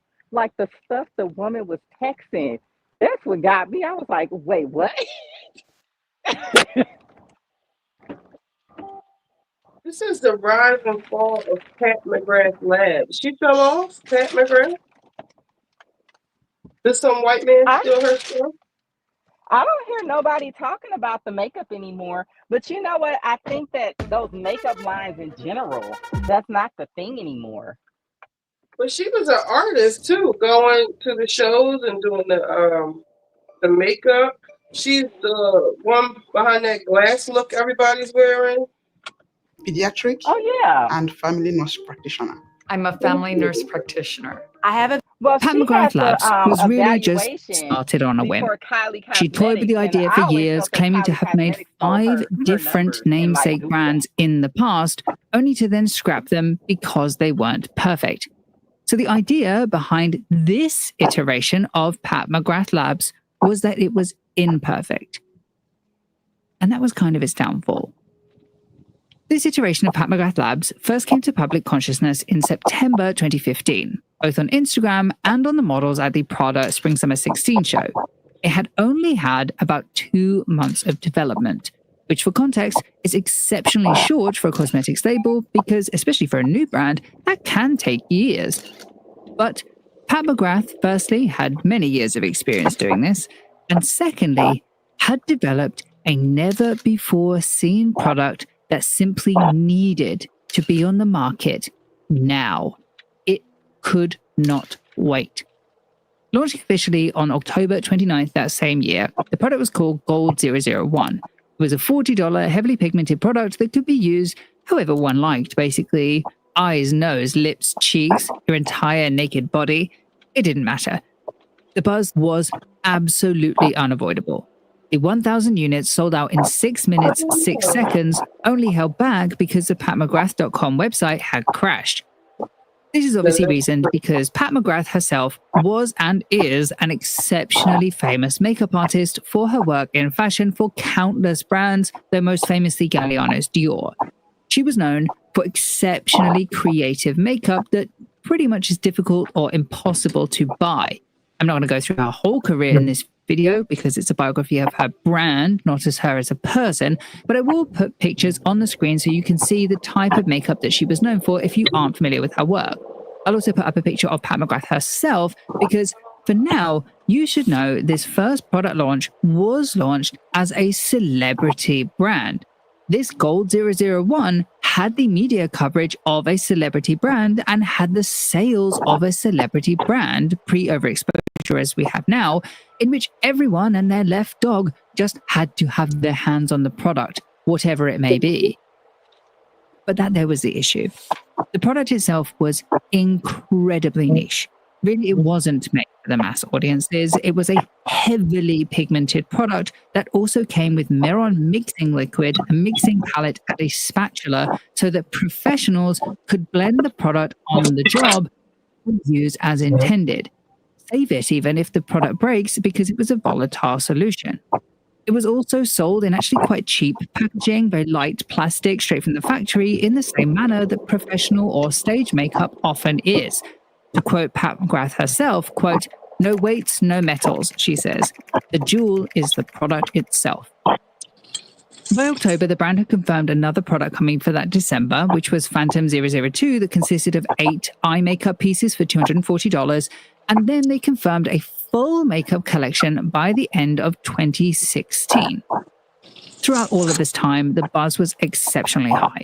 We really have never had a product line with this level of cultural buzz that was targeted so specifically to professionals who want to mix their own product ingredients in this way. And I'm not talking about Drunk Elephant skincare smoothies here. However, in the interim, before the full makeup collection was debuted, several important things happened. Firstly, in April 2016, they launched Skin Fetish 003, which was a pair of 2 highlighter kits, each for $72, which followed their normal MO of professional-grade cosmetics in product. However, thanks to a deal with Sephora, this product specifically also marked a shift in their target market. Sure, it was only 7 Sephora stores that it was available in, and of course, Sephora.com, but now their professional-grade makeup looks like it was being geared to the everyday makeup-wearing person. And the reviews shifted. This was the first product that the reception, though still widely positive, came with the caveat that it had a learning curve to it. The people who purchased and were reviewing the product seemingly hadn't cottoned on to the fact that the product probably wasn't intended for them. Obviously, it's not their fault. Sephora probably wasn't the best choice of distributor if they wanted to keep to the original ethos for the brand, which for clarity was limited edition professional products made whenever Pat decides they must be in the market tomorrow. Because now that they had Sephora, they couldn't have that anymore. They now needed consistent new products on an approximately 4 times a year schedule. It also meant the brand would need to scale, which brings me to the second thing that happened before the fall makeup collection was supposed to launch in 2016, in which they received outside investment. August 2016, they sold an approximately $28 million stake to One Luxury Group. They're an investment fund that, fortunately for Pat McGrath Labs, was focused on disruptive consumer and retail luxury business, which oftentimes means that they're just a little more hands-off. Obviously, I can't confirm that that's the case here. They're very secretive companies, still under 5 employees, 2 of which are just the founders, Mr. Damien Ernest Mold and John Franco Chenoweth. But it's my opinion that as far as investors go, they were probably the right way to go because they allowed the brand more creative control than, say, some other venture capitalists would have. But these 2 points were enough to change the brand. I love being a billionaire. That's why I turned my normal house into a haunted house. And it's why I love playing FanDuel Casino. With hundreds of games and a shocking amount of jackpots, it makes me feel right at home. You see, first they seem to follow the Kylie lip kit trend, releasing Lost 004 in August, seeding the doubt that the brand could include products that Pat herself had not found through organic discovery. And secondly, Metamorphosis 005, though it did include her first eyeliner, ended up being mostly known for being a rehash of Gold 001, now alongside silver, bronze, and copper options, seeding the doubt that the initial limited edition offers were not. Then, on top of all of that, there was no full makeup collection by the end of 2016, as had been promised. So instead, as these products, thanks to Sephora, continue to become more available to the public, including the next collection, Darkstar 006, which was 3 eye kits, more and more reviews started to drip in about how the products required a learning curve to them. And there weren't exactly any tutorials to tell the newly widened audience how to get around that curve. In fact, beauty editors were rather unkind about Pat's personal disinclination from the media, and they would continue to be from this point onwards even till today, which feels very unkind considering Francois Nars is even worse for this than Pat McGrath is. And when I covered Nars, there was nothing like the amount of passive-aggressive criticism that McGrath sees. I just wanted to point that double standard out because it would go on to be one of the reasons that a lot of beauty editors in the future claim that the brand struggled. comparing it to people like Charlotte Tilbury, who started her brand 2 years prior and seems to relish being on the screen. Pat McGrath easily could have been in the background of this. It was not a requirement for a founder to be the face of their brand, so it just seems unfair, a bit unkind. Anyway, the brand at this point seemed to be doing well publicly. Each drop sold out entirely. Pat McGrath is still one of, if not the most revered makeup artists in the world. And despite the few complaints that the makeup is a bit tricky to use, largely people wanted them as collector's items anyway, so it wasn't too big of a deal, especially this early on when everything felt limited. All of which made the environment in which her long-awaited permanent range would launch in the August of 2017. It was a 61-piece collection that included lipsticks, eyeshadow palettes, mascara, lip pencils, and eyeliners, which as a whole was called the Pat McGrath Labs Unlimited Edition. And it was a huge hit. Selling out in minutes, the collection was exceptionally well received, especially the 3 eyeshadow palettes known as Mothership, individually named Subliminal, Sublime, and Subversive, and the Dark Star Mascara, which was another re-release of a previously touted limited edition product.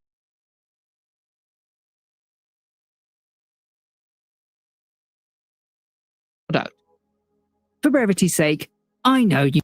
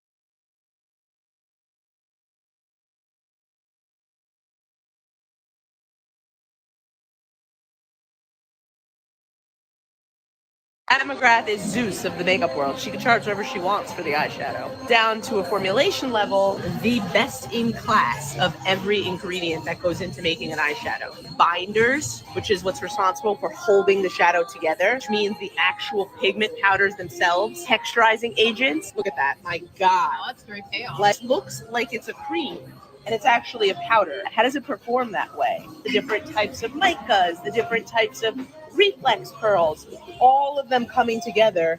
And then, you look at something like that, that's called single swipe payoff. Imagine how easily that's going to apply on your eye and how smoothly it's going to go down if it just went down like that on my hand. Look at how uniform that is. That's one of the hardest things to do for a matte eyeshadow, especially this kind of a color. Cranberry, those pigments are not smooth. Having fun? Look at this. So, I can't believe that's my skin right now. yeah, they're beautiful. Well done. Anna McGrath is Zeus of the makeup world. She can charge whatever she wants for the eyeshadow. I was saying, I didn't know I was muted. With the other video, once I heard she got in bed with Sephora and then other investors, I said it happens to all of my favorite brands. Once they get investors, everything suffers. It's just a wrap, basically. You know what? There's an economist. He basically says the system is rigged. Like all of these things that we're trying to like build and sort of like have this economy, he's like, it's not possible unless we were to get like reparations and government policies in place to allow us to be able to build these things.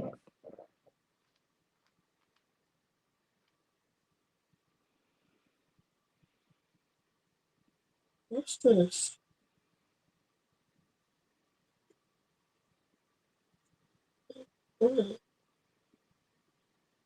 Assessed me as being beautiful when I tried to show the world that I had other.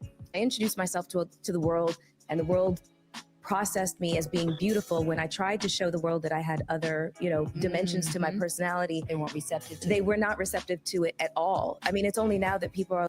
Because you keep calling yourself beautiful. I don't necessarily think she's so beautiful and so revered as she thinks she is.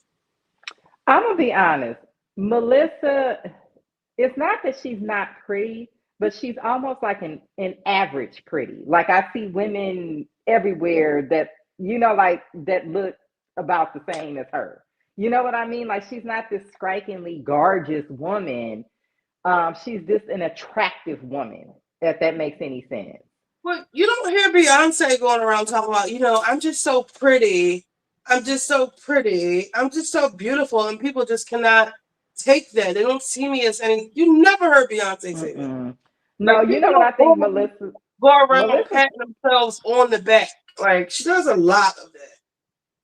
No, Melissa's problem is that I feel like she keeps trying to explain away her being in those videos. Instead of if she would just stop bringing it up and lean upon her career as a personality, then, maybe people would just go on and just kind of forget she ever even was in those videos, which is what I think she truly think they wants. should forget.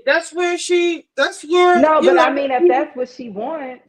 She was legendary in that, but I think she keeps trying to explain away why she's not successful. Because if you were this big, as you want to make us believe that the pinup girl, as you call yourself, you should be way more successful than what you are. You shouldn't have to sit on Joe Budden's couch. I agree. And But I think what I was trying to say the other day is this. It's not that people didn't recognize her face.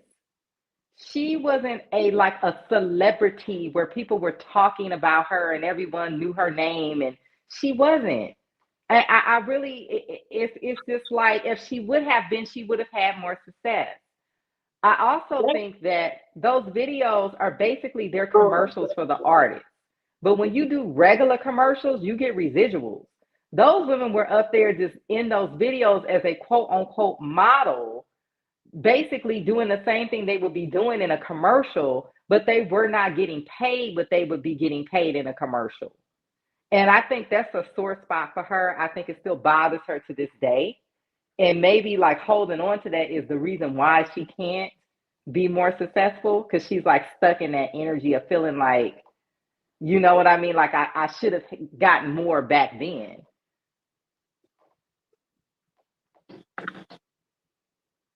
Like, what surprises me most about Melissa is her level of intelligence. I'm turning 49 in November. It's taken a really long time for people to see that side of me. And so I guess because I existed and lived in the male gaze for so long and didn't know it, wasn't aware of it, but it kind of validated. Yeah, you're just in your career, in your field, doing you. Exactly. Yeah. And so I realized that there were certain things that the messy parts of me that I couldn't show because men wouldn't find them attractive. And that was my primary audience.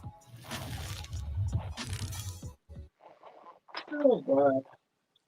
I just think that I think that she's playing this whole career up to be bigger than what it was. I'm sorry. I do. So, there were women. You're playing in all of our faces. You made your goal as this video vixen, and now you want to rebrand in front of our eyes and pretend like you weren't that person when you were. You want your past to be erased. And the problem with her on the Joe Budden pod is you want everybody to play along with this new person you are, and that's not who you are. That's who you're trying to be. And you're getting mad and saying they're bullying you when they're not going along with your lies. And I just don't respect that. Well said. She's not like an actress or, or like she was like a regular model that just happened to have done videos, or she was an artist like Maya was. She literally, that's all she did was just these videos. I don't even think she was in a real commercial or anything. So it's like that's really the only reason why you in the industry. I think you hosted a couple things, you on some red carpets, but anybody that's willing to work for free, they will stick out on the red carpet. Kimbella. I mean, Portia has done red carpet. Mark tried to tell her. It might be controversial, but I would say that Portia is probably bigger than her. Of course she is. Yeah. She Like looks when I right think of like sexy women that are known, I would say that Portia Williams is more known than her. Right. She's average with a nice shape.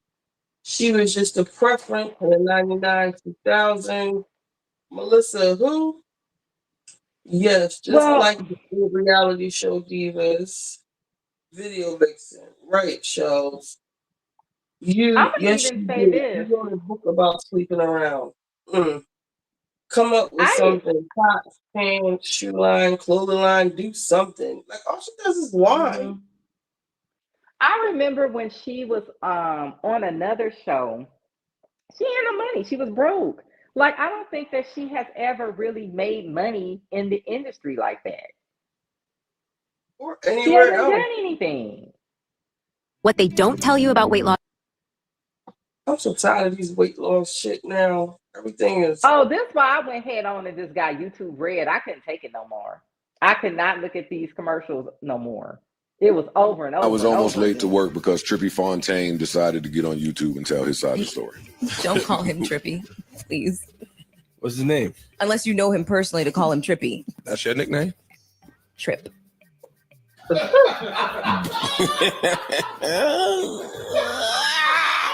crazy. That was wild. You know, Trip, Q-Tip, Leonardo DiCaprio, Snoop.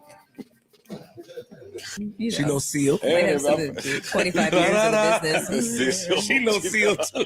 La, da, da, la, da, da, la. They play so much on here. They be spilling her tea and she don't like it now. Now that she got a new boyfriend, the guy from Chicago PD. Before it was okay. You know, they all flame each other. Now, I guess it's not. You know, she's a new person now. I really felt like coming up off the stories that I have. Okay, anyways, so Trip Fontaine, this episode is called I Am 48, I Am Child Free, and I've never been married. And guess what? That's okay.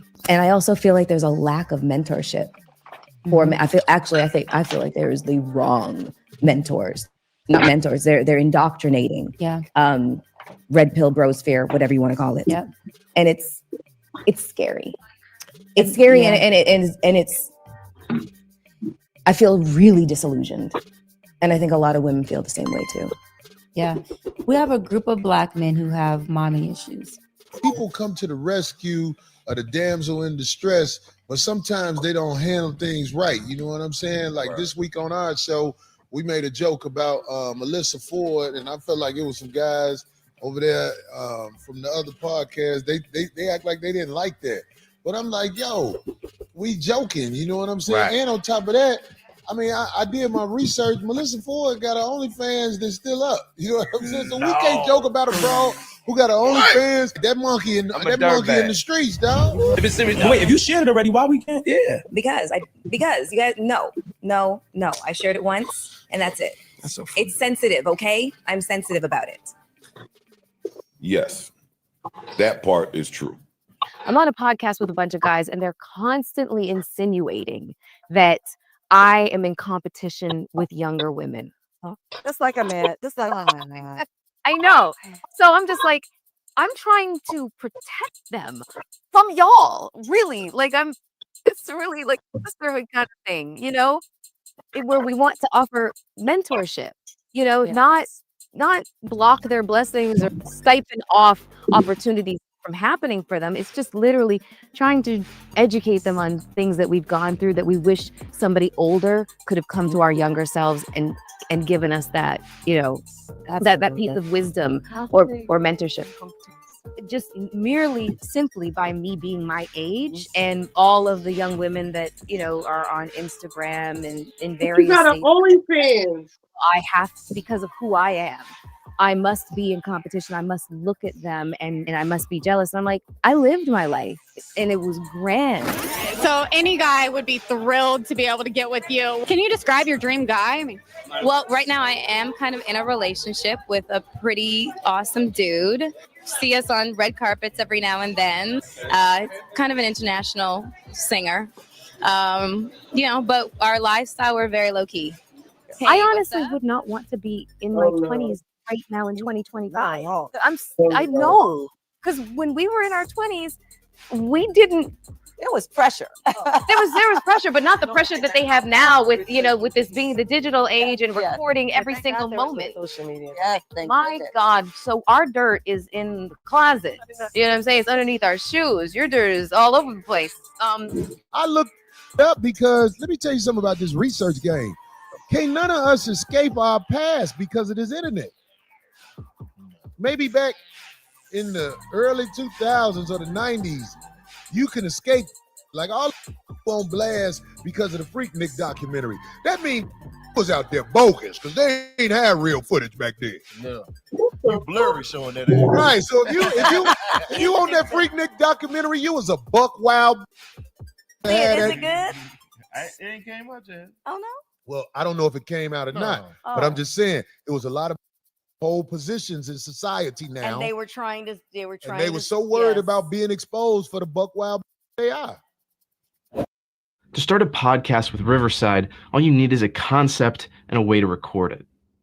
Here's how it works. But I remember being in my 20s and thinking that older women were competing with me. I remember thinking that. And now as an older woman, I'm like, no. On Joe Budden's podcast, where Melissa Ford is talking about, first of all, I only like older. Second of all, was 1992. We was underage. That's A and B. We wasn't supposed to be in there. Y'all remember one time? Man, let me talk about the past. We was in the house one time, me and Murder. She sucking his.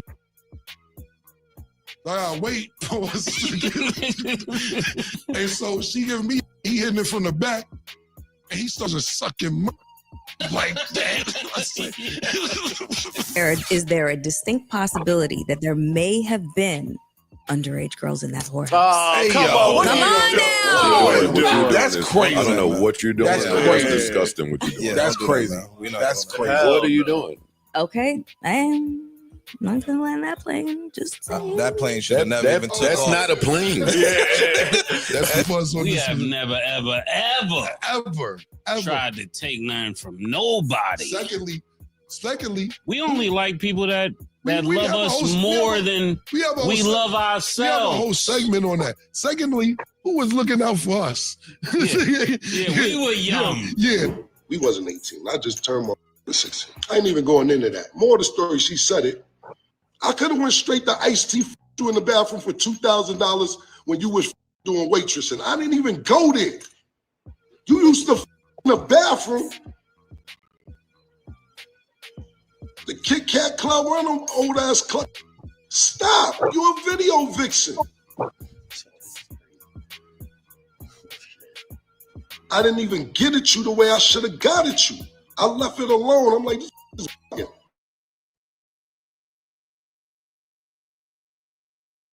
This is clever as hell. Just don't put You names. gotta see 'Cause they could- Cameron G. Right, but he also- You gotta see this. This is so clever. She said that about him.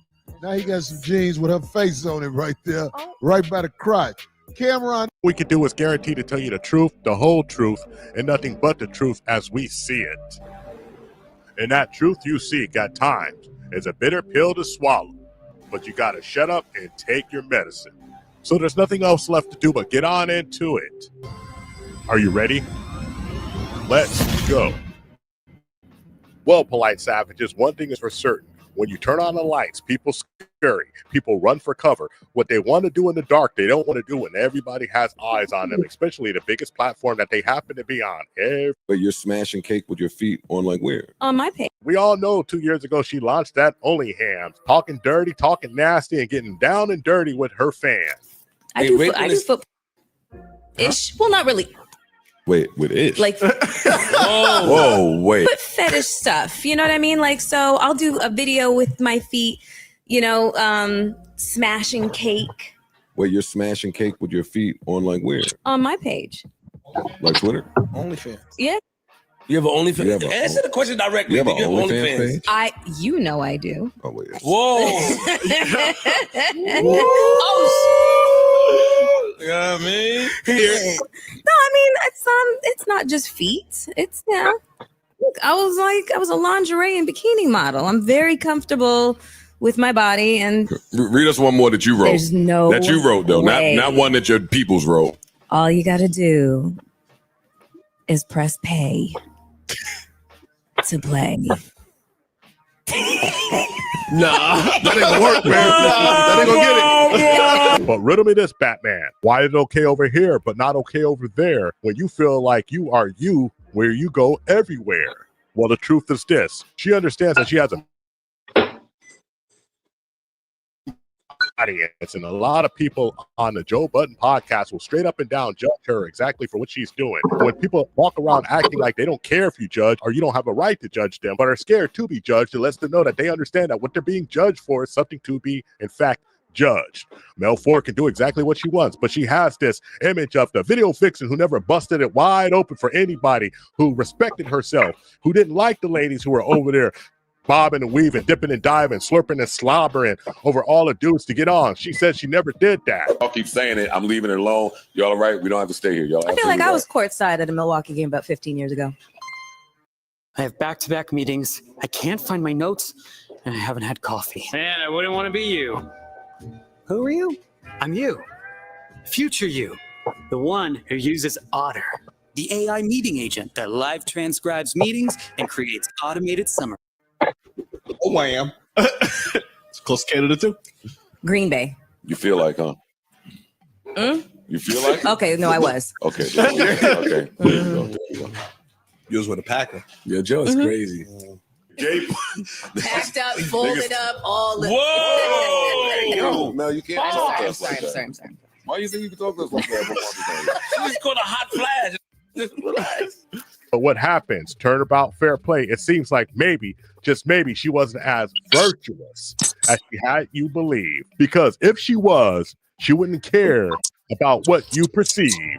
And Polite Savage's The Tale that Melissa Ford weaves is a fantasy, a delusional one at that, where all the choices have culminated into one single point where she's selling that online ass. She got the goodies, she got the assets, she's out here selling more than just cookies, she gotta bust it open and show that coochie. I don't like that commentary. Well, let's see. What else we got before I get up out of here? I'll eat my broccoli. Yeah, girl, I cannot digest broccoli. Broccoli, I'd be sick for 2 days. Really? Mm-hmm. It mess up my whole stomach, everything. Oh, for sure. That's it.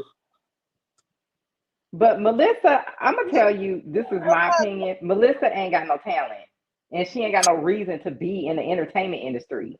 And I think that she's not confident because she knows she don't belong there. And I think that's her problem. Well, we'll see. Well, the episode is out. He keeps saying he's gonna get a new girl. I'm dying to see if that happens. I mean, I don't even see her as most of the people who do that type of stuff have a background in radio. I don't think she ever had a radio show, not that I'm aware of.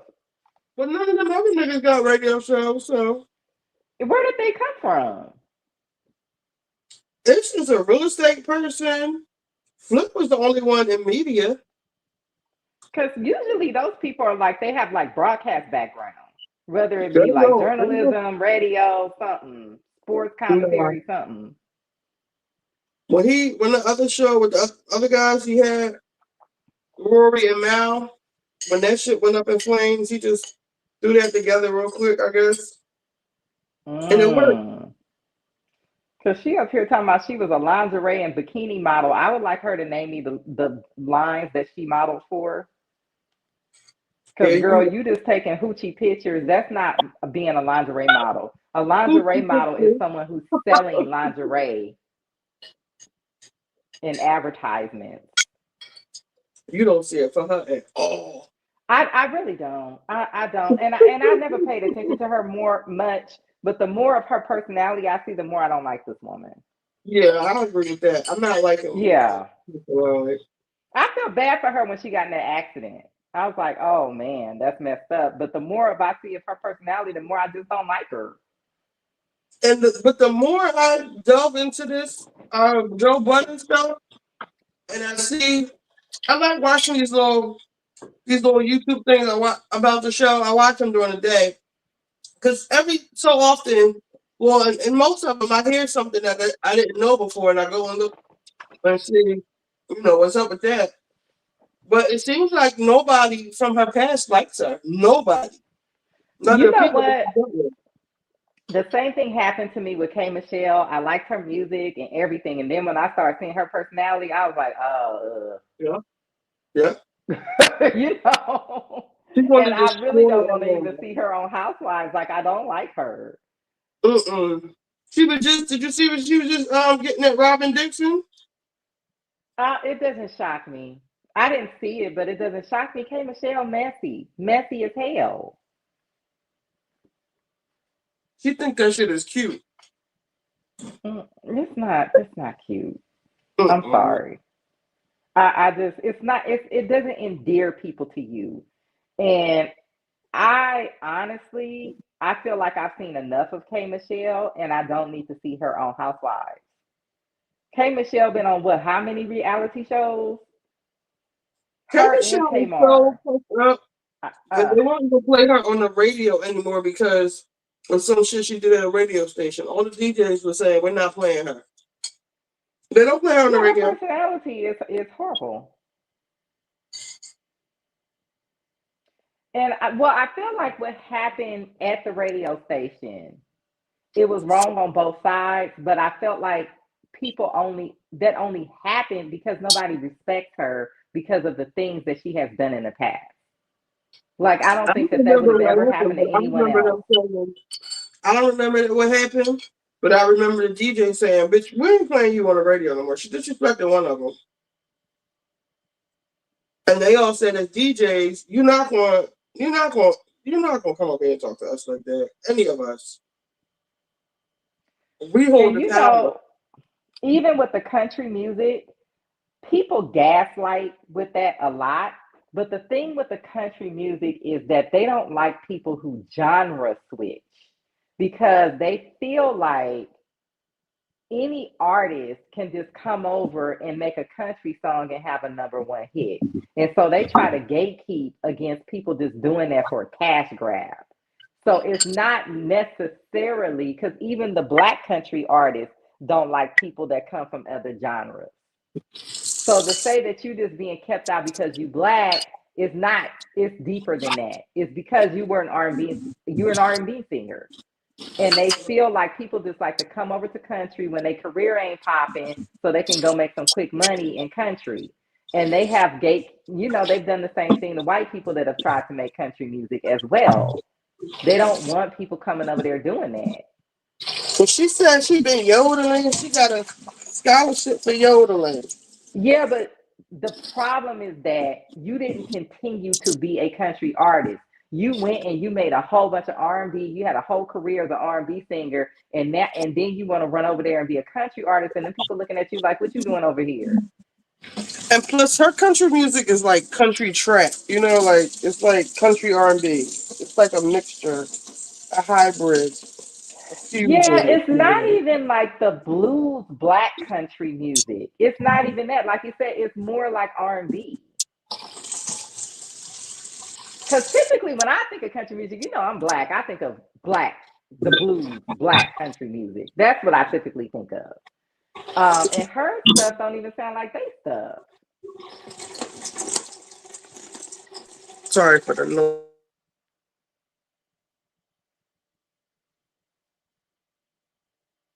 Yeah, but if you was yodeling and all of that stuff, you should have stuck with that. but you didn't. You was genre hopping, trying to get on any way you could, and now them people don't want you coming back over there to country. I don't know, her and Tamar, them personalities.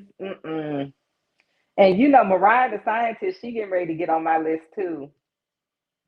And I love her little album, but you giving me K Michelle vibes. I don't know what she gonna do with that man of hers. She gonna have to get rid of him. He gonna ruin her career. She's not gonna be. And right now she's hot. Her album just came out last week before last. She got a lot of streams. She's getting on a good streak. He gonna have to go. You know she can't get rid of that nigga. Girl, she dropped out of school for that career. I don't know if she gonna pick him over that career. Oh. And he was up there in the jail effing the COs and laughing about it, talking about, oh, they just give up the box faster than FedEx. Man, them girls be on them boys, them men be cheating.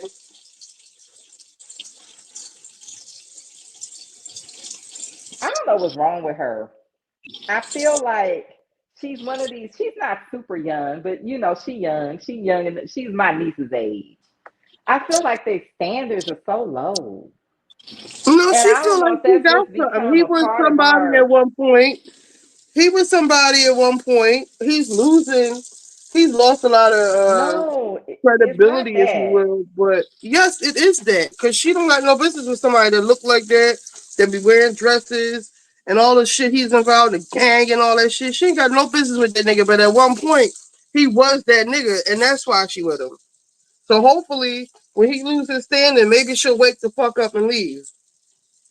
No, the only reason why I say is not that, because I see women her age doing the same thing with broke men.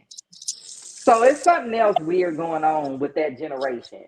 I don't know what it is. I don't know if it's this music that they be listening to. I don't know what the fuck going on. But you gotta have some standards. Like you child free. You got no kids. You know, Kelly, you didn't Young finish. Thug. Before all of these tapes and shit came out, he was like heralded as somebody.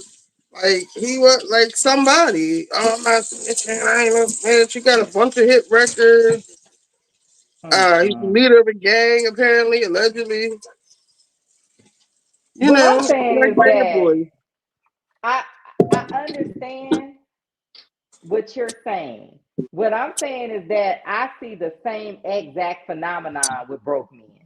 So I don't even know if that is even what it is. But he's not broke. I'm not saying he's broke. What I'm saying is I understand your rationale, where you're coming from. But what I'm saying is the reason why I'm questioning that is because I see them doing the same thing with broke dudes. So I wonder if it even is the money. She ain't got no money. She about to have some if she get rid of him and don't fuck up her career. I never heard none of the songs. Because her streams are high. I was like, they really pushing her in the algorithm. I'm like, girl, you better get rid of that man. You only get one chance. I only heard of her when they talk about him. That's the only time I ever heard about her. Well, that was before this album dropped. She's hot right now. And I'm telling I you, don't the know fans about all gonna that. drop her. If she She's stay hot for with the him, wrong reason. they want him gone. She gonna lose I know that she fan was base. trying to do a little tour while he was in jail, and then soon as he came home, she canceled her little tour she was doing. That's why I said she ain't going nowhere. She gonna lose that fan base. Them fans hate him. They want him gone. And now you make it off your fan base. That's how you make money now. That's what Lizzo was whining about. She wanted the record company to promote her and do this, this, and that. They don't do that no more. You build up that fan base and you got to work that fan base. And plus, your new music sounds like your old music. Sure does sound like the same song, don't it? Yeah. You didn't put your heart and soul into that. You too busy crying on the fucking internet with your drawers on, bending over in the camera. Don't nobody want to see that. That turned me off. Well, I just hear her name. Yeah, I don't know what that Over was the supposed antics. to accomplish. Yeah, you whine and cry so much, maybe you just turned everybody off. And like All you that said, attention it's she had new is people not out. for me. Not only was she doing all this whining and crying, while she was doing all this whining and crying, we got a whole new roster of new girls. Yeah. That's what's different now. Like, girls is popping up out of nowhere. Like, the record labels want to see what's sick. How they gonna make some money? They ain't waiting for you. I don't fuck with you.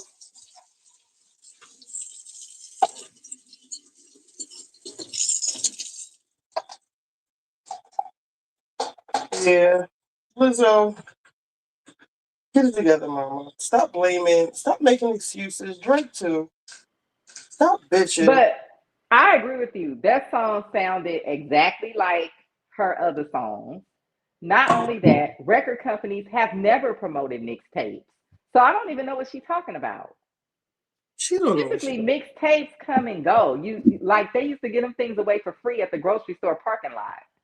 No, the mixtapes do not have this big old promotion. So I don't even know what the heck she whining about. But you should have been working your fan base. Right, that part.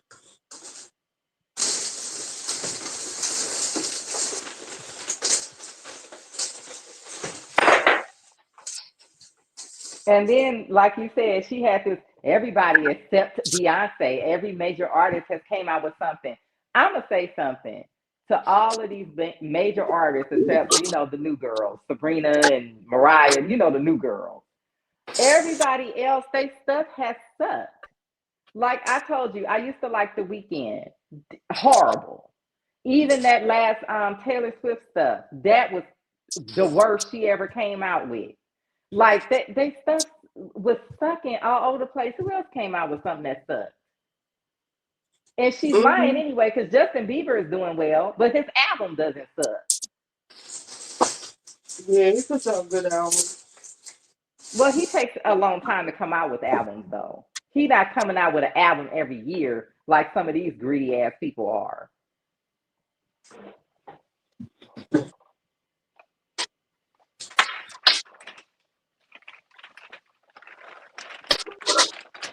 No, but that was just somebody that I could think of that was like a big artist that actually did release something this year and it did well. So she's not telling the truth because she totally omitted him. Oh, matter of fact, wait a minute. Well, SZA, I think that was like a deluxe album. I don't know if that counts. But she came out with something this year. And she got like, what, 2 more hits off of that? I'm not sure. Yeah, 30 for 30 was not on the original album. I know she did good on that tour. I know that. Oh, I love SZA. I listen to SZA like every day. SZA is doing very well, but her album is like a deluxe version. So it's like the old album with new songs on it, like some more songs. Instead of her coming out with a mixtape like Dum Dum did.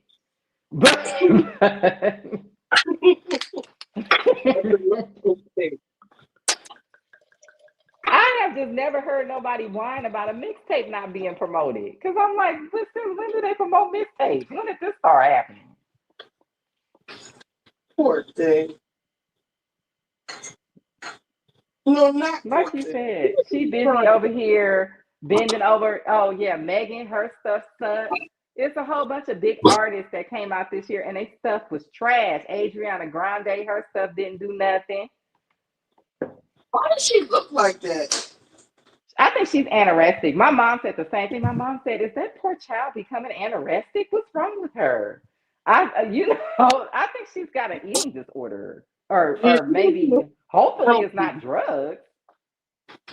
She doesn't look healthy, but she always looks something's wrong. That is not healthy at all. She got some kind of issue happening over there. Because she was never thick, but now she just looks unhealthy. You know what I mean? Like she don't even look like a thin, unhealthy woman. She should just wear that dumbass ponytail all the time. And that didn't pull most of her hair out on the side. And she too old for that anyway. Cynthia Erivo, yeah. 30-some years old. Why you got that ponytail in your head? What the fuck is wrong with Cynthia? She just freaks me out. I don't know what it is about Cynthia Say Erivo. who? Cynthia Cynthia Erivo. Erivo. I don't care for her at all. And when some crazy woman, I know who it was, but I'm just saying some crazy woman talking about she should pay Shaka Khan. I was offended for Shaka Khan. I'm like, how dare you?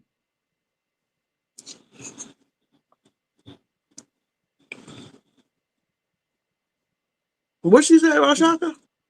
Cynthia Erivo should play her. Oh. No, Shaka Khan should be played by a woman of her own ethnicity. I'm tired of y'all playing these little games with us. What's Cynthia Erivo? Some type of African.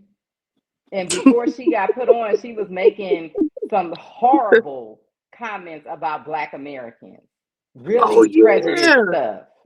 Yeah, so that's why I'm tired of playing this little game.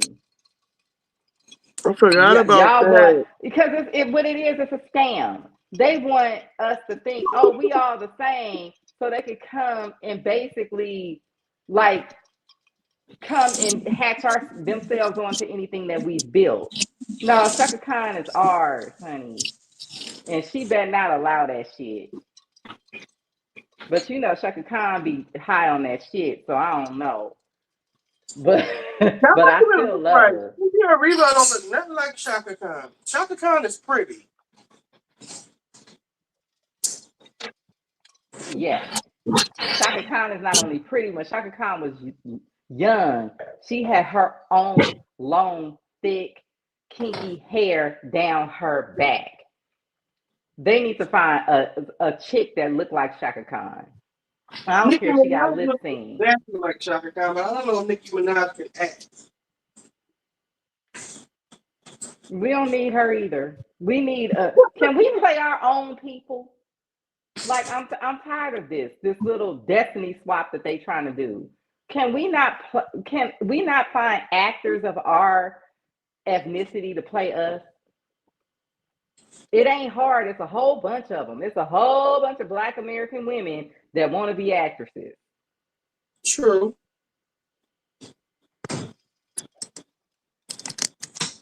Lala. I think they can find a really good unknown with some long natural hair.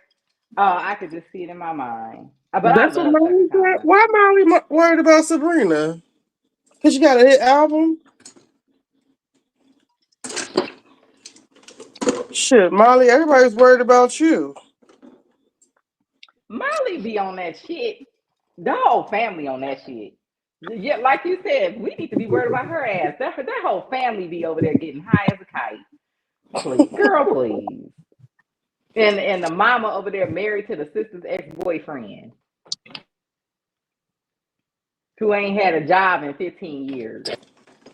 Please, she need to worry about what's going on up in her house. I'm a savage. You're savage. I'm gonna say this, Megan. I want you to stop being a savage and not run this man off. You get my drift. I hope you don't do that. Because I think this is the best you're gonna get, and I think you need to accept that. Okay. I ain't got nothing against Megan, but you know, sometimes we gotta live in reality. I don't think you can go up from there. So she don't run that. Be nice and keep cooking that spaghetti. Okay, classy. Ratchet. What's happening? Oh, 7. Okay. I don't know if you remember this though, but Jay-Z told Beyonce she didn't have to cook, and I said that sounds like somebody can't cook. It sounded like she was trying to cook, and the food was terrible. He was like, "Yeah, you don't have to do that." You know, that's what you tell people when they can't cook. Like, oh no, you don't have to do that. It's fine. We'll order something. Cardi B saying, I don't cook, I don't clean, but let me tell you, I got this ring. That didn't age well. No, she over here. But you know what? I'm not trying to be cynical. Let's just be real. Most people end up divorced nowadays. True. It's I don't know rare who to see whose baby is it? her boyfriend. She was already with him before she had the last baby. Oh. Offset just hating. You know, I think he believed in that manosphere stuff. I think that he felt like this woman is pregnant. She already got 2 kids. She ain't gonna be able to get nobody else. If she does, he gonna be raggedy. He ain't gonna have nothing. And then she popped up with this athlete, and I think he just don't know what to do with himself. I really don't believe that he would think something that's stupid. She's Cardi B at the end of the day. This fool was Let's up not here get talking that about fucked up. she didn't cook. Why would you expect Cardi B to be in the kitchen cooking? I mean, unless that's something she did as a hobby, that's a little bit different. But if she wasn't a person that was into cooking, why would you expect Cardi B to be in the kitchen cooking for you? So I really think that he believed in that manosphere stuff. He's just saying that because he's salty. I'm like, he sounds stupid. Talking about you didn't want to cook, you just want to go to Nobu. Well, hell, if I can afford to go to Nobu anytime I want to, I don't need to cook, goddammit. He is stupid. Like, you have, that is the dumbest thing I ever heard. I guess, a rap royalty couple or whatever you want to call it. You fucked the whole thing up. Over what? Some skanks? You messed your family up? Over what? All for what? You know what I think? I think it's that insecurity of them ugly men. They insecure. They need to constantly be with these women so they can feel good about themselves. That's why homegirl over there with Young Thug, girl, just get out now. Because you're going to be just like Cardi. It's the same situation. Because they don't want no wife. They don't want no serious girlfriend. They just want to just be with woman after woman so that they don't feel bad about themselves because they really ain't all that. Oh, shit. Hold on.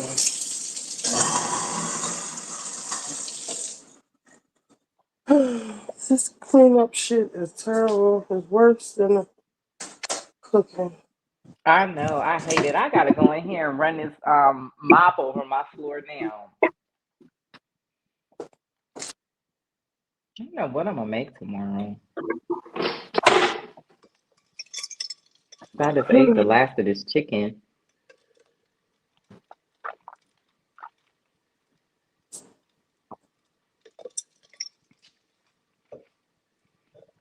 But even, I love Halle Berry's response. When she posted that post of her on vacation with another man, and she was like, yeah, damn right I'm not cooking and cleaning. Like, I mean, are you kidding me? You thought Halle Berry was going to be over there cooking and cleaning? Fool. And the brat was like, well, why he didn't just get her a maid? Why was this an issue? And I said the same thing. I was like, this is what money is for. Like, to me, I always feel like the litmus test is, does a man want you to have a maid? Now, I'm not saying he should be able to afford it. What I'm saying is, does he want that for you? Does he want you to have, like, my woman ain't got to do that. Like, that's the kind of man you want. You don't want no man that thinks you're the maid. You need to go pay somebody. I mean, don't get me wrong. My house is very clean, but I don't have nobody in here expecting me to clean up like I'm a maid or expecting me to cook. If I cook, you can have some, but I don't have nobody demanding that on me. I am not the help. You should want me to have help. That's not what they want. They want to bash you when it all goes wrong. I dated a guy that had a housekeeper. He didn't want me. He was like, "Nah, let's leave it. She'll get it." I'm like, okay.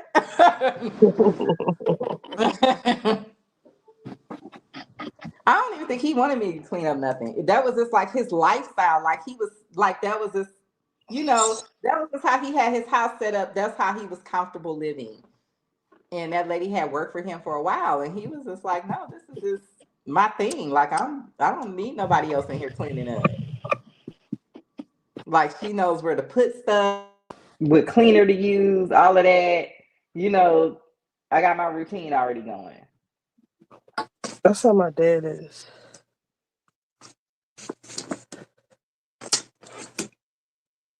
He'll be in my house. You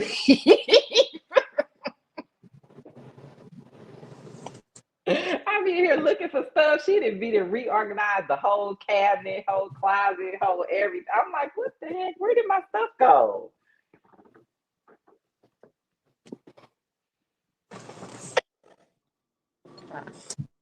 But no, my dad, he cleaned, he cooked, like he did everything. My grandfather too. Like I didn't grow up in a house where men didn't cook. I think it's a cultural thing because most of the men in Louisiana cook. Hi, Malaya. We can ready to get off of here, beloved. I'm tired. Yeah, I need to go to bed too. I get up and try to make me some money. My interview, I think it went okay, but Oh, you did have an interview. I'm gonna be honest. I hope I don't get it because I don't want to drive to Glendale. But then I would feel bad turning it down because I don't have nothing else really going on and it's paying so much. So I kind of hope they don't call me. Yeah, it's at the Disney offices. That's in traffic. That's well over an hour. And she was like, after you work there for a while, they probably let you work from home. And I was just like, yeah, whatever, like playing the role. But I kind of hope that I don't get it because I'm not trying to be sitting on that freeway like that. But I don't feel right turning it down either. I gotta make my own thing happen. Keke Palmer can play Shaka. What happened with her? No, Keke Palmer can play Shaka, like Shaka Khan. Oh, can play. I'd have to see her in makeup. I almost want to see an unknown with like the hair and all that stuff. But yeah, I think she probably could.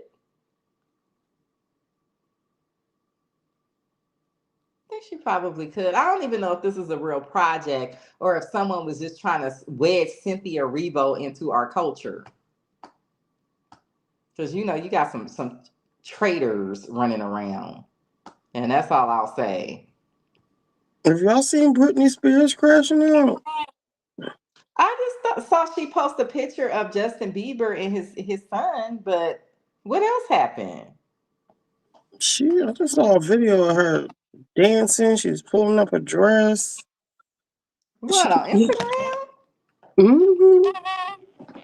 Mm-hmm. See, I haven't been on Instagram since this morning. Yeah, I do worry about her. Because I know this is the problem. She for real has mental illness. Yeah. But you can't just take somebody's money away from them because they have mental illness. It doesn't work that way. I'm surprised they even let the conservatorship go that long as they did. Because usually if you know what day it is, you know who the president is, they give you like a test to see if you're aware of your surroundings. And if you pass the test, there's nothing the family can do. We've been going through that with my brother for years. Malaya says, Rich, you didn't come on while I'm out of town. I love to see you more during the week. When the Housewives come back on, y'all will see me more during the week. In Salt Lake City? Of course. That's my favorite franchise. Yeah, I like them too. I love them. I didn't even watch the last episode of Miami. I was watching it on my phone. I forget where I was. But it was like, it wasn't holding my attention. Did they go on the cruise at least? Or is it a filler? You know what? I started watching it when I went to lay down, and the next thing you know, it was watching me. Girl, I don't know what happened. But I like Salt Lake City. You know, my favorite is Beverly Hills. But I think right behind Beverly Hills now is Salt Lake City. It used to be Atlanta.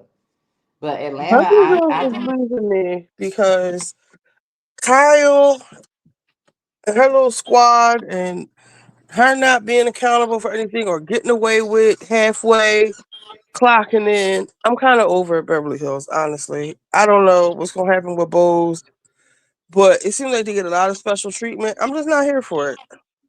We'll see what happens with Kyle, because Kyle don't really have a squad anymore. So we'll see what happens with her.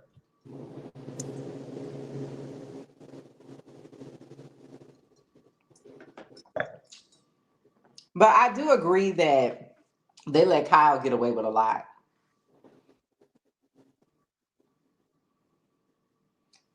I don't know if they feel like the show will not be familiar if they get rid of her because she's the last OG left. I mean, they ain't got to get rid of her, but they let her get away with too much. Well, you know, she tried to play that anxiety thing, talking about Morgan was having anxiety and she couldn't come back to the show. Morgan should have never been on the show. First of all, the way that you disrespected Mauricio with that woman was that was too much for me. And people can say Mauricio is cheating, but guess what? We have never been able to prove it. So wherever he's cheating, we don't see it. You are on TV with the heifer. Brought her all up on the show and then tried to play us like we was stupid. Like, oh, you know, maybe I am gay. I don't know. Why would you be hanging out with this girl that's younger than two of your daughters? Why? This butch, lesbian woman that's younger than two of your daughters. Why would you be hanging? Kyle, if you don't get the F out of here with that shit, and I hope Giselle take your man. But you know, Kyle would probably jump off a building if that happened. She would not. Kyle would have a nervous breakdown, had turned all the fans against them, and you know what she would. You know how she would do. That would be good TV. Only thing is Giselle is not here in LA because I could see it happening if she was. All this shit on my bed. I could never just come around when we get to bed. I gotta start cleaning my bed off.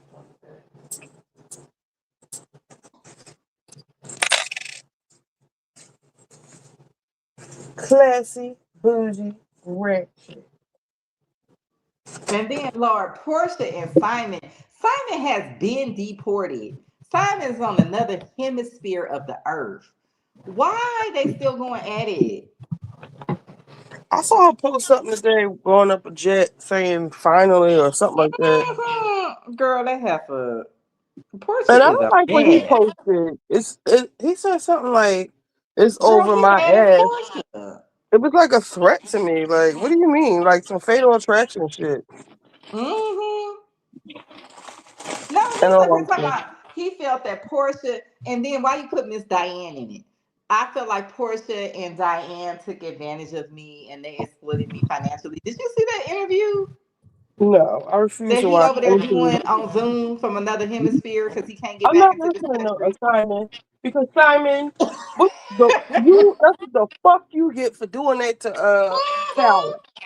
So I don't feel sorry for Simon. I don't care about what Simon because is he was talking just about. trying to get back at Fallon because she was messing with that assistant. But he was messing with the girl with the blonde hair that was snorting coke. He was doing shit too. So it wasn't just Well, us. I think if that girl would have been more like on Portia's level, he would have kept messing with that girl. But see, Portia was more of a catch for him. So he dropped that girl and got with Portia. Whatever the story is, he ain't innocent. Yeah, that's And what he I left felt it her. was. He made her get out the house with all them kids in 30 days. Fuck Simon. He said he had the movers on standby, and he got before he could get her, and that's all. And he can't take it. Girl, he over here he in another hemisphere. It's not even like he in Mexico talking shit. He in another hemisphere. Like, Simon, you cannot even get in this country. Ain't nobody thinking about what you over there talking about. He gonna find him like that in here. He did it before. Girl, it's a But I don't man. know. When we was coming back from the Bahamas, they got this facial recognition shit, so he might not be able to get back in here. No, I think they I ain't had to show them my passport when I came through customs. You know what? I'm gonna tell you what happened. When I came back into the country last time, my coworkers did not tell me that I can get in another line, and they would just do that. So me and one of my coworkers, we stood in this long ass line, and everybody else had been going through the line, and they looking at us, and I'm like, well, how was we supposed to know that? I'm so glad I don't work there no more. Them people was no good. You know, now that I think about it, because that coworker, he left, and then my position ended up being eliminated. Neither one of us still work there. See, they did us like that on purpose.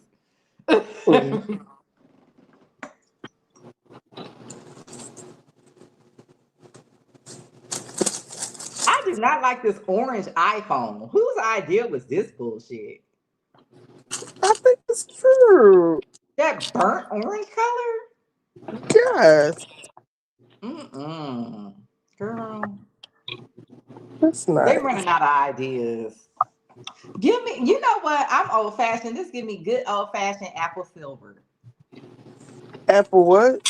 Silver or whatever color this is. Space gray, I think is what it's called, or something. I gotta get a new laptop. Girl, I cracked the screen on my laptop. I wanted to cry. But it's old. It was already old, so I don't feel as bad. But to fix it, it's half the cost of a new computer, because basically they have to change the whole top part of the computer. So essentially it's half of a computer. What I told you a long time ago to get that home tech insurance. It's only $20 or $30 a month, and they would have give you a whole new laptop or just fix that one. I know, but because you know why I should get it, huh? Because I have a monitor, I have an iPad. You should get it. You had to wait 90 days to file a claim if you got it now. I don't know if you could wait 90 days, but yeah, I can because I have a monitor. It's annoying to me because I keep looking at it and I can see that it's broken. But I have a monitor. I can still work. Everybody who has electronics in their house, from TVs, like smartphones, anything that connects to not smartphones, smart TVs, laptops, surveillance cameras, any electronics that connect to the internet, they insure it. Through AT&T, it's called Home Tech, but it's through Assurion. If you go straight through Assurion, it's $30 a month. AT&T is $20. Okay, so I did talk to them. They said if I sign up for the plan, they will fix it. I think they said $400 or something like that. Normally it's like $700. That's the wrong one. It's called Home Tech. It's Assurion. I can find out the actual name through Assurion. And it's only $20-$30 a month. Now, there is a deductible. It's either $50 or $100, depending on what device, how much the device is. And I got a brand new MacBook. I got a brand new MacBook. My dad spilled coffee in it, and they sent me the MacBook I'm using now, and I only had to pay $100 for it. I got this TV right here. Was $50. The one downstairs was $100 because that TV was $1,000. This one was only $300. I'm about to get my video cameras replaced. I'm about to get another. I got another laptop. I want a new one. Yeah, it's worth it. I already got my money's worth. I'm gonna look into it because, okay, so this computer, this is the last type of MacBook that they made. This is the last one. They went to the silicon chip after this. So what they'll do is they'll give you an equivalent that's today, the equivalent to that today. You get they'll send you like a screen and you can pick which one you want. Because this computer works very well. Like even when I was at the Apple store, they was like, "Well, maybe you should upgrade." And I'm like, "But I'm able to do this. I can run all my programs. I can edit video, everything on this." Telling you what to do. Yeah. So And if you get it now, if you get it today, you have to wait 90 days to file a claim. So you can use your monitor for 90 days, and the computer that I had, it was a 2009 MacBook, and they gave me a 2022 one in its place. Yeah, this is a 19. This is a 2019 MacBook Pro. This is the big But daddy. if it's not that bad, they might just be able to fix the screen for $50. You know, okay, so essentially, I did check on getting the screen fixed. Essentially it's half the cost of buying a new computer because they have to change the top of the Just do it your way then. Yeah, so I would have to do it the way that you said. Like I would have to get the plan and then wait the 90 days. Yeah. You see what I'm saying? Yes. It's cheaper than a whole new computer and paying $400 or whatever. If you could wait that long, I would. I'm gonna check and see. I'm gonna see if I can get it for that price. Let me see. Because what they was telling me, they were like, you could get the plan and it'll be like 400 down from 700. Like that's what they was telling me. No. Hold on. It's called Home Plus. Because I was just gonna get one from the pawn shop because they had this same computer. It's like $300 some. Let me see. Home Plus. Skip surprise call. Estimated But I would cost. love a new MacBook Pro. Are you kidding me? Which ones are they? Start a claim, no sign up. Find your plan. Let's see.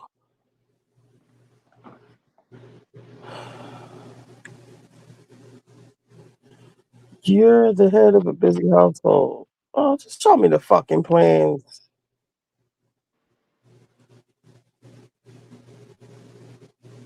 And I have AT&T, so I might be able to, because I have AT&T internet and phone.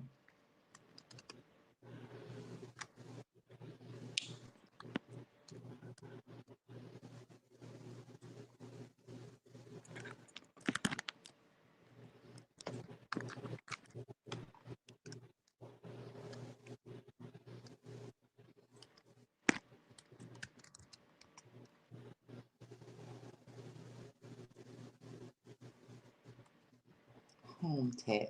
Let me see if I can find it. $34.99 a month. It says past and future purchases covered. Keep light running with fast claims. Minimize 24/7. I can add And it this to my. insures all your games. You can get one for your appliances too. I can see that. For like your washing machine, refrigerator. That's $34 a month too. You know, I just had to get it. Plus entertainment.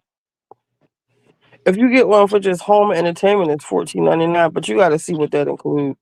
I guess Yeah, it doesn't this include telling computers. me on my plan it's like extra $25 a month if I add it to my plan. Because I already have AT&T. Oh yeah, we'll get it today. It's cheaper. Yeah. That's what I have it through. Laptops, printers, VR headsets, Everything. thermostats, locks, cameras, and I have I got I'm paranoid. I got a whole bunch of cameras around and up in the Right, Joe. Let Richie show you how. I don't pay for nothing. You hear me? Everything is insured. I want insurance on everything. I don't pay for nothing. I learned that a long time ago. I'm definitely gonna look into this because when Get the insurance, break it right before the insurance, right before the insurance, and break it. Always get the 2-year insurance. Because when I talked to their asses, they told me it would still be 400 something to fix it. However, like you said, they might not fix it. They might just give me a new computer. Mm-hmm. And like with certain TVs, like the Samsungs, they don't even try to fix them because they know they go out. They just give you a new TV. Oh yeah, my mom. Okay, we didn't have Asurion. We had it was from Costco, and it was like it was missing some pixels. It was really small. You could barely see it. They end up giving us a whole new TV, and we got to check for the value of the TV on top of that because the TV was still under warranty. So from the manufacturer warranty, we got a new TV, and then we got to check for the value of the TV from the insurance. See? Get the insurance, guys. Yeah. Yeah, because my washing machine, because I got it from Costco, it came with the insurance. But at Costco, the computers don't. You have to get it separately because Apple be tripping. You know, Apple don't give you no deal on nothing.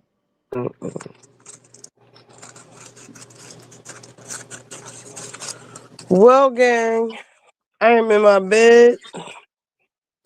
Good night. I'm about to go to sleep too, so I can get my butt up and try to make some money. Maybe I could pay a gas bill or something. Well, at least you got the ability to do that. I wish I could do that. You know what? It's a learning curve. And what I would say is try to learn first instead of putting your money in. Because most people get excited about the money and they never actually learn. And then when they start losing money, they go, oh, this is a scam. This is gambling. Like, no, you just never really learned how to trade because you started making money in the beginning and you kept thinking you could continue to make money like that. But you can only make money like that when the market is moving a certain way. And once it stops moving that way, it's not that easy. Like, you have to know what you're doing. So I'm still learning. You know, it's not, trust me. I haven't lost a lot, but I've lost enough, you know. It's nothing crazy because I started studying. But I know people that have lost like $20,000. And I'm like, I would have just accepted that I didn't know what I was doing after the first couple of thousand. But you know, some people, they hard-headed. The new Joe Button just came out. I'm gonna listen to this, go to bed, listen to this. Let this rock me to sleep. We can talk about it later. We'll see if he comes up with a new. I don't see a new host in the description. Maybe he'll address Melissa some might be shit. leaving to go do her I hate to call it a menopause podcast because that just sounds so crass. But I think that she's leaving to do her own show. May the force be with her. Yeah. You know, I hate that. If that is true, I hate that she's leaving under these circumstances and another bridge she's burned. It's not a good look for her. Yeah, I agree, but you know, because I used to listen to the radio a lot, this would happen all the time on them radio shows. They would get the fighting on air. They had to cut the feed. Girl, it'd be a mess. Girl, you thought Wendy was something. Anyway, good night. All right, good night.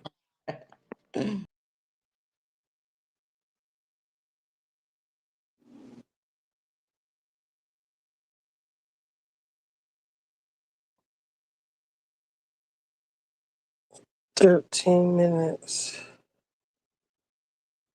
It said it's 14 hours. I'm looking on Twitter. It's 4 hours. Oh shit. 4 hours mean he ain't gonna talk about nothing. Let me see.